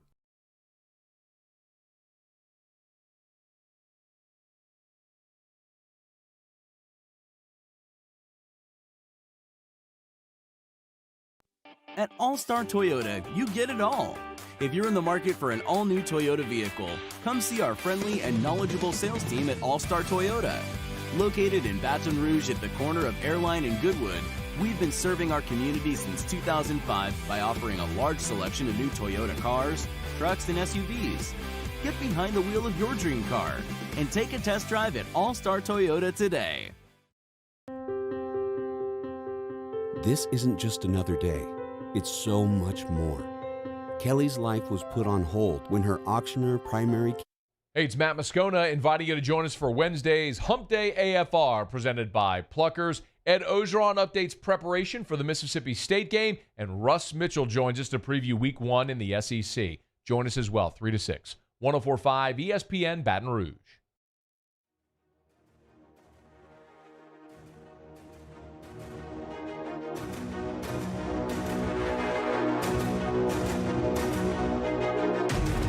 Failure happens to us all, but it's how champions evolve. OTB, OT, with T-Bob Hebert, ESPN Baton Rouge, New Orleans, Alexandria. What up, y'all? Welcome back. OTB OT. Some great takes from Laura Giat in the YouTube chat. Once again, stating her case for YouTube chat MVP. She says the Steelers are not impressive. Love Tomlin and Juju, but other than that, pass. She also says the Titans will win the AFC South if for no other reason than Mike Vrabel. And I guess I kind of agree with that. One of my takes that I left on the table this last segment was I still don't know what to make of the AFC South. Here, let's start here. Do you believe in the Tennessee Titans? 2-0. Mike Vrabel, Ryan Tannehill's played well. You know, Derrick Henry hasn't. I'd actually have to look up Henry's stats. He hasn't. I guess my point is, I don't think he's been bad, but he hasn't had to be spectacular for them to get that 2-0 start. If the question is, do I believe in them to win their division? Yes. If it's, do I believe for them to replicate the run they made in the playoffs last year? No. I think the AFC's much tougher this year than it was last year. Yeah, I mean, look, from top to bottom. We'll see. I mean, I guess the AFC South is the reason why the Texans may have a chance. Shane Smith saying that he still thinks that the Texans will win the South in the end. I just don't see that. The thing is, what Laura is right about is a lot of times it takes having you got to have your quarterback, you got to have your head coach, and if you have those two positions filled, you can kind of fill in around the edges, and it looks like the Tennessee Titans have that. I mean, when you look at Vrabel's coaching in that AFC championship, or excuse me, in the divisional round against the Patriots, where he's doing all the crazy clock manipulation and everything. Belichick. Yeah, Belichick. Exactly, right. And that's to go along with the fact that he's a longtime player, so he knows how to get along, he knows how to manage personalities. Like Mike Vrabel could be becoming a premier coach in the NFL in front of our eyes. I'm sure that some would argue that he's already there. And then as much as I have been a Ryan Tannehill hater, he's actually been pretty solid. In fact, he is knocking on the door to make the top 5 quarterback list that we're about to get into, which is surprising. But we're just being a slave to the numbers with this next segment. And Tannehill's right there along with the other big names. So I actually think that the Titans, I guess I started this conversation saying, I don't know. I'm now, I think Laura's convincing me on the opposite side of it. I think the Titans do look like the clear winner. My question is, can the Jacksonville Jaguars and Minshew, my guy, who looked great against the Titans last week, every time Tannehill went down there and scored, it looked like it was over. And every single time, Gardner Minshew just marched right down the field and brought you right back. Also, the stats are nice. If not for a tip ball at the line that got picked off at the end, he was going to have a chance to go on a game-winning drive. I was very excited about it. He missed out on it. But when you talk about, so you're going to have 7 teams make the playoffs this year. Okay, we'll assume that the Bills and Patriots make it from the East. That's 2. We'll assume that the Chiefs make it from the West. That's 3. Ravens, Steelers, I'll put both them in from the North. That's 5. And then we'll throw the Titans in. So that's 6. So you have one spot up for grabs. And the only teams that I really think are viable for that spot, Jaguars, Colts, Raiders, and I would say the Chargers. So the Chargers there. I don't know what they're going to do. Defense. Great defense, right? Great defense. I don't know what they're going to do with the Terod Taylor Herbert situation. I know what they should do. Who emerges out of those 4 teams? Jags, Chargers. Who else did I say? Jags, Chargers, Colts, and Raiders. I'm not. By the way, I'm not buying Raider stock. I think they're going to fall. I think they're going to falter. I'm taking them out of the conversation for me. For me, it is between. I mean, the Colts probably actually feel like the best option with Phillip Rivers. Yeah. Jonathan Taylor looks really good. He does. I mean, they're missing Marlon Mack, and I feel bad for Marlon Mack. It sucks money year, but Taylor looks to be solid. They got a great O-line. Defense. The thing, I know you said take the Raiders off. The thing about the Raiders, I don't really think they're very good. I just think they're sneaky. Yeah. And I mean, I don't. 7th wild card spot is the ultimate sneaky exactly, spot. Right? Yeah. So I mean, if Derek Carr puts together a couple more performances like he had the other night, I mean, you know who else is sneaky? The guy who shows up in jean shorts and bangs your daughter, Gardner Minshew. Yeah, their defense That's who is else just is sneaky. so bad. Caleb Vaughn, he has a pick and a sack already. Caleb Vaughn's great. The defense as a whole is not very good. Yeah, you're right, dude. I'm just getting so obsessed with Gardner Minshew. I can't help myself. He's completing 75% of his passes, he's playing boys. great. 6 TDs. Let's go. Until he gets out there and starts tackling people, though. I mean, yeah. Okay. Saxonville is dead. Yeah, it is. It's long dead. Okay, so Colts probably winning that. All right, let's get into this. Wait, I was gonna say Chargers. Oh, Chargers. Okay, Danny. I think their defense is legit. Yeah. And I think Herbert has a good chance of playing good like he did. So do you think Anthony Lynn's lying when he's saying that if Terod Taylor's healthy, he'll still be the starter? I mean, if he struggles, I wouldn't be surprised if they. Hell no, yeah. If he struggles, dude, you got to have a quick hook. Quick. The leash is shorter. For I mean, sure. I would Has hope to be. so, dude. I would hope so. I mean, I'm still struggling to square with why you just don't start Herbert. He would have earned the starting job for me already. I guess it's just like Off the short notice. Like I said, I'll ride with Lynn because I loved him on Hard Knocks, even though the decision to punt on 4th and 1 or whatever it was last week and give the ball back to Patrick Mahomes is really, really inexplicable. I mean, I guess it's just because the defense had been so good, but if push comes to shove, I never want to rely on my defense beating Pat Mahomes. I will take any other scenario. I don't care how good my defense is. I'll take any other one than relying on that. But yeah, you're right. I mean, to your point, Danny, the Chargers made Pat Mahomes look pedestrian. It's one of the reasons why Pat Mahomes is maybe not even cracking this top 5 list. Also, Austin Eckler, he's like a sneakily one of the best. Yeah, he is. I feel like. I love a small, quick guy like Eckler too, and I always love an undrafted free agent. It just finds a way to kick ass, and Eckler did that. All right, so let's get into this power ranker we keep teasing. So what I did here, I tried to sit down and I wanted to be objective, and I just wanted to look at these stats through 2 weeks and look at which quarterbacks have played the best. And the first one is easy, boys. It's not even close. The MVP race right now should not be even close. It is Russell Wilson. 9 touchdowns right now for Mr. Unlimited, who it looks like is playing unlimited football right now. 9 touchdowns. Second place is at 6. Okay, so he's got a full third more production in that department than does his peers. He's only thrown 1 pick, and it was a BS pick. It was a drop pass and then turned into a pick 6, so that shouldn't even have counted.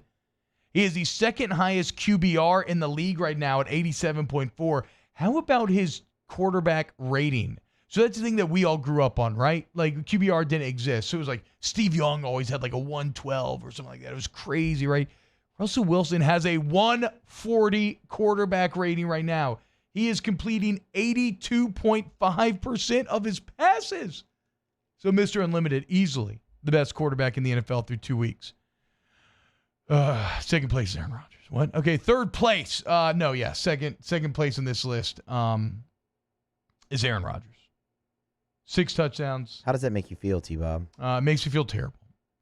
In fact, if Aaron Rodgers beats the Saints on Sunday and Breeze looks bad again and Rodgers looks good again, I will be doing an apology video for YouTube for my video titled Aaron Rodgers is a Fraud. I mean, I really banged that drum about how Breeze was clearly better than Rodgers over the last couple of years. Unfortunately, not so far this year.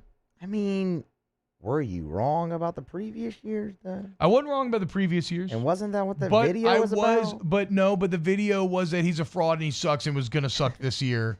And that the Drew Brees would still be better than him. And that has not worked out at all. Now, Rodgers has played garbage teams because he's in the NFC North, but 6 touchdowns, no picks. So he is tied for second place in terms of touchdowns. Leads the league with a 91 QBR, which is really hard to do. And he's got a running game with him now, which is scary. So, yeah, Aaron Rodgers, second, unfortunately, in the NFL. Third, I got Lamar Jackson. Second to Russell Wilson right now with a 134 QB rating. 4 touchdowns, no picks, completing 77% of his passes. But how about this? He's doing it hyper efficiently in chunks. He is averaging 9.8 yards per attempt. That leads the NFL. That is elite. If you're hitting 10 in the NFL, that is absurd. You're supposed to barely be able to hit 10 in college. And my dude's hitting 9.8 this far. He's also added 100 yards on the ground. I mean, what more can you say? Lamar Jackson, your number 3 quarterback. Number 4, Danny, are you ready? Josh Allen, bro. Josh Allen. Look at these numbers. And you said this yesterday, and I kind of shut you down. I didn't look at I wasn't doing a full dive on the numbers. He's 3rd in QB rating at 122. He's 4th in QBR, which I'm very surprised at 85. 6 touchdowns. So second place there as well. 0 picks, which for Josh Allen, excellent. Way too many fumbles, but that's fine. He's leading the league in passing yards with 729 while averaging 9 yards per attempt. So again, another one who is gaining in chunks. Also has 75 yards on the ground and a score. Josh Allen through 2 weeks, your 4th best quarterback in the NFL. Does anybody disagree? I actually have him at my 3rd back. So you have him above Lamar? Yeah, right now. Oh, I don't know if I can follow you. I can't follow you into that. The 9 yards per attempt is really, really good. That's what I like. I know. The leading yards. But Lamar's got 9.8. So I feel you. I mean, I feel you. That's great on both. That 9 is elite. But who leads the league right now in passing yards? That's fair. Josh Allen. But Lamar doesn't have to. Josh Allen's been in some dogfights. Lamar Jackson's been chilling. He's been murdering teams and then just kind of coasting a bit. So his stats may be taking a hit also for that reason. Lesser defenses, though. Yes. That is fair. What about this? So who is number 5 on this list? I've got a few names. Do y'all have anybody that you think just instinctually jumps out at number 5 on this list? I mean, if we're just going by numbers, obviously Pat Mahomes, not on this list right now, which is kind of absurd because we all know he's a top 3, top 2, top 1 quarterback in this league. But with how the Chargers shut him down, the numbers aren't quite there. I mean, look, Tannehill's interesting. 70% completion, 6 touchdowns, no picks, 6th in QBR, 4th in QB rating. How about Cam Newton? That's what I was going to say. I might go with Cam. Completing 71% of his passes, 8.8 yards per attempt. He's got 550 through the air, another 120 on the ground. He's tied with Christian McCaffrey for the league in rushing touchdowns. He'll take the lead in that since Christian McCaffrey's hurt. Yeah, now he's only thrown for 1 TD and 1 pick, so he's accounted for 5 TDs, so under some of the other guys on this list. Look, I'm not putting Dak or Ryan up there. They've got good volume stats, but the efficiency isn't there. Both of them out of the top 10 in terms of QBR and QB rating. So I got Tannehill. I got Cam Newton. I got Pat Mahomes on this list. He's 3rd in QBR right now. I honestly think I probably land on Mahomes here just for that throw for Tyreek Hill on Sunday because it was that amazing. Like, especially on a day where you don't have it, to be rolling right and drop it in the bucket like he did. I would probably just go Pat Mahomes 5. But what about Kyler Murray? Y'all like Kyler Murray there at all? Kyler Murray? I like Kyler Murray. I don't think he's there yet. No. But he's getting close, man. I mean, how about this? This is kind of interesting. So he's got 516 on the ground. He's got he got 516 to the air, 2 touchdowns, 2 picks. That's not great. But he's rushed for 158 yards already.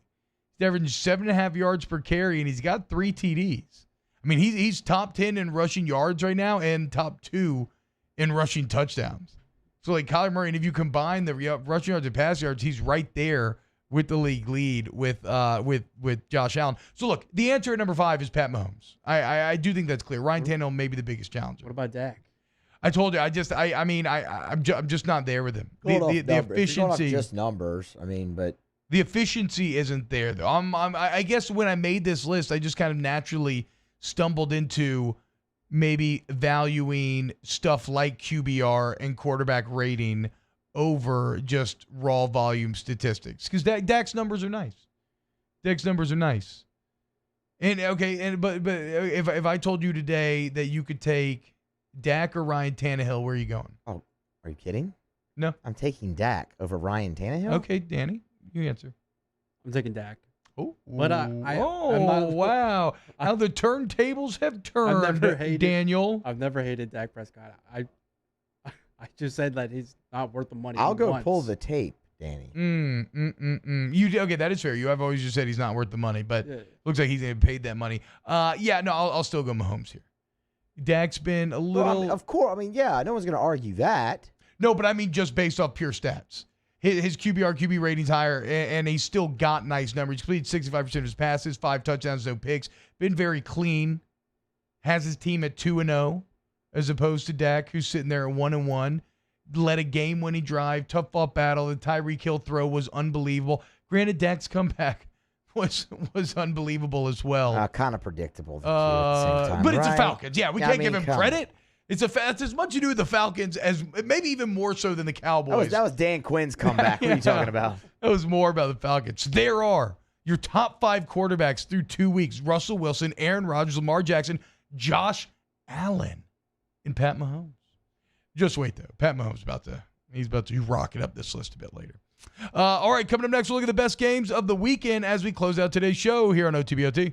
OTB OT. In times of need, get a full list of phone numbers, websites, and other important emergency information on the Demco Stormwatch page at 1045ESPN.com. Gulf Coast Office Products is a nationally recognized Savin office equipment dealer based right here in Louisiana. Over 100 employees strong, Gulf Coast has the boots on the ground to support all vertical markets, from education, engineering, legal, and finance. With the latest in office technology, from desktop to production segment units, Gulf Coast and Savin have the perfect fit for you. Call 225-756-2644. That's 756-2644 for Gulf Coast Office Products. Gulf Coast Bank and Trust is a local bank with a straightforward philosophy. It's about doing the right thing for our customers. Participating in our community with annual local fundraisers. Offering individual attention in a modern banking atmosphere with a trusted local company. Gulf Coast Bank invested in technology with a local touch, giving our customers the power to bank anywhere, anytime. We're building relationships through personal service as the bank that cares about you. Gulf Coast Bank and Trust, the bank that cares about you. At All-Star Toyota, you get it all. If you're in the market for an all-new Toyota vehicle, come see our friendly and knowledgeable sales team at All-Star Toyota. Located in Baton Rouge at the corner of Airline and Goodwood, we've been serving our community since 2005 by offering a large selection of new Toyota cars, trucks, and SUVs. Get behind the wheel of your dream car and take a test drive at All-Star Toyota today.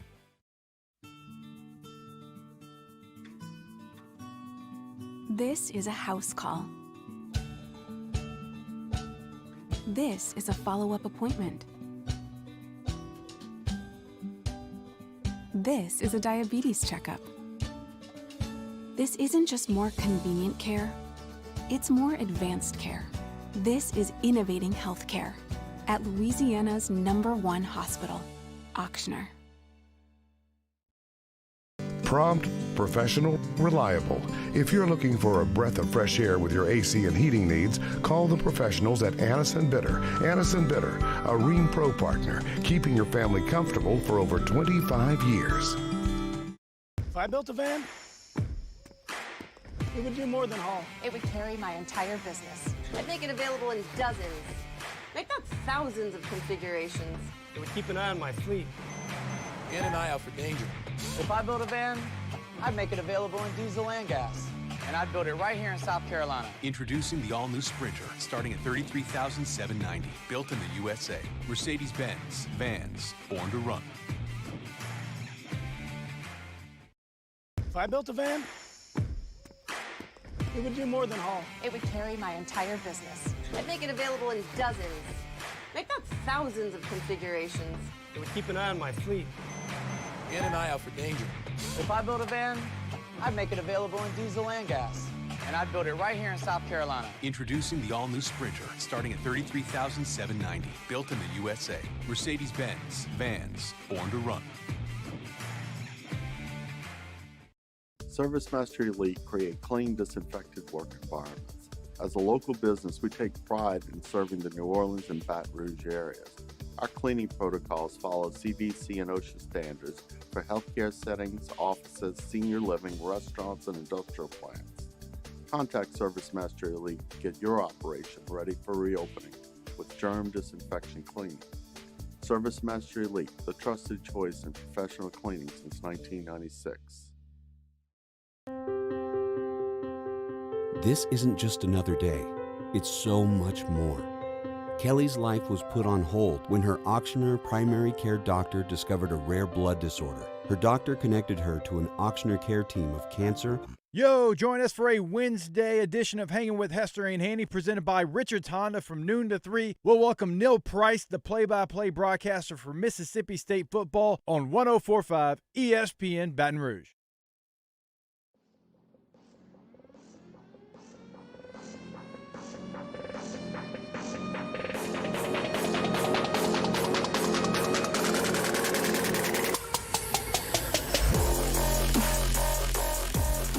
OTB, OT, with T-Bob Hebert, ESPN Baton Rouge, New Orleans, Alexandria. What up, y'all? Welcome back. OTBOT. Catfish season almost here. Head over to Lutcher. Get some of that fried catfish. Can't wait. Welcome back. Been talking a ton of football. I guess this is what this third hour on Wednesday is going to evolve into.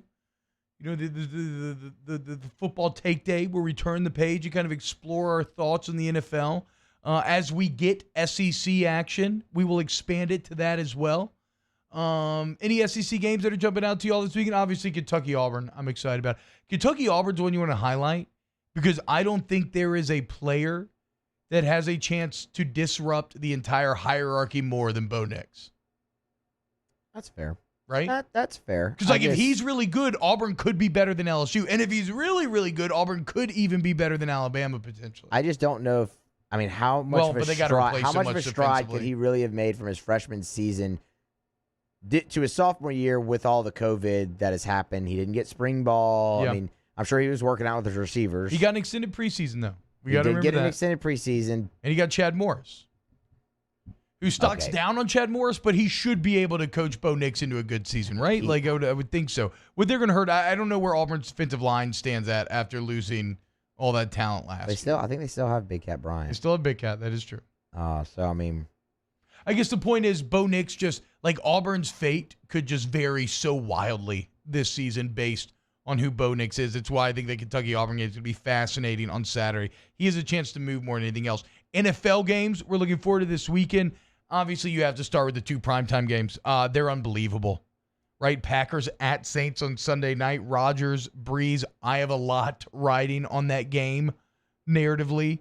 And then look at Monday night game. Chiefs at Ravens. I can't wait. That's the premiere of the premiere. The one take that I left on the table today by accident was that I believe, the Ravens, it's not even a good take. The Ravens are the best team in the NFL. I guess the only team that I would say challenges them would be the Chiefs. And so here we get week 3. They get to go toe-to-toe. Danny, who's your best team in the NFL? You give me an eyebrow. I'm going Seahawks. Oh, okay.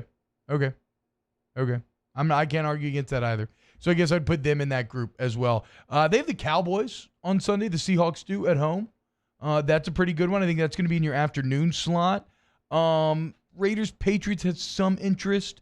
Kind of an exposed game for the Raiders. Are they actually good? Can Cam Newton show that last week was the rule, not the exception? I love Dolphin Jags on Thursday just because I'm really into the Jags and Gardner Minshew right now. But I think actually the best matchup outside of those primetime ones is going to be Rams-Bills. Rams in Buffalo, 2-2-0 teams. We don't really know fully about LA yet. We don't really know fully about Buffalo yet. They're finally, Buffalo's finally going to square up with a quality opponent here. How does our guy, Josh Allen, look? We'll have to wait and see. I hope you enjoyed the fresh-baked hot takes this morning. I know I did. It was a ton of fun, this football hump day with you.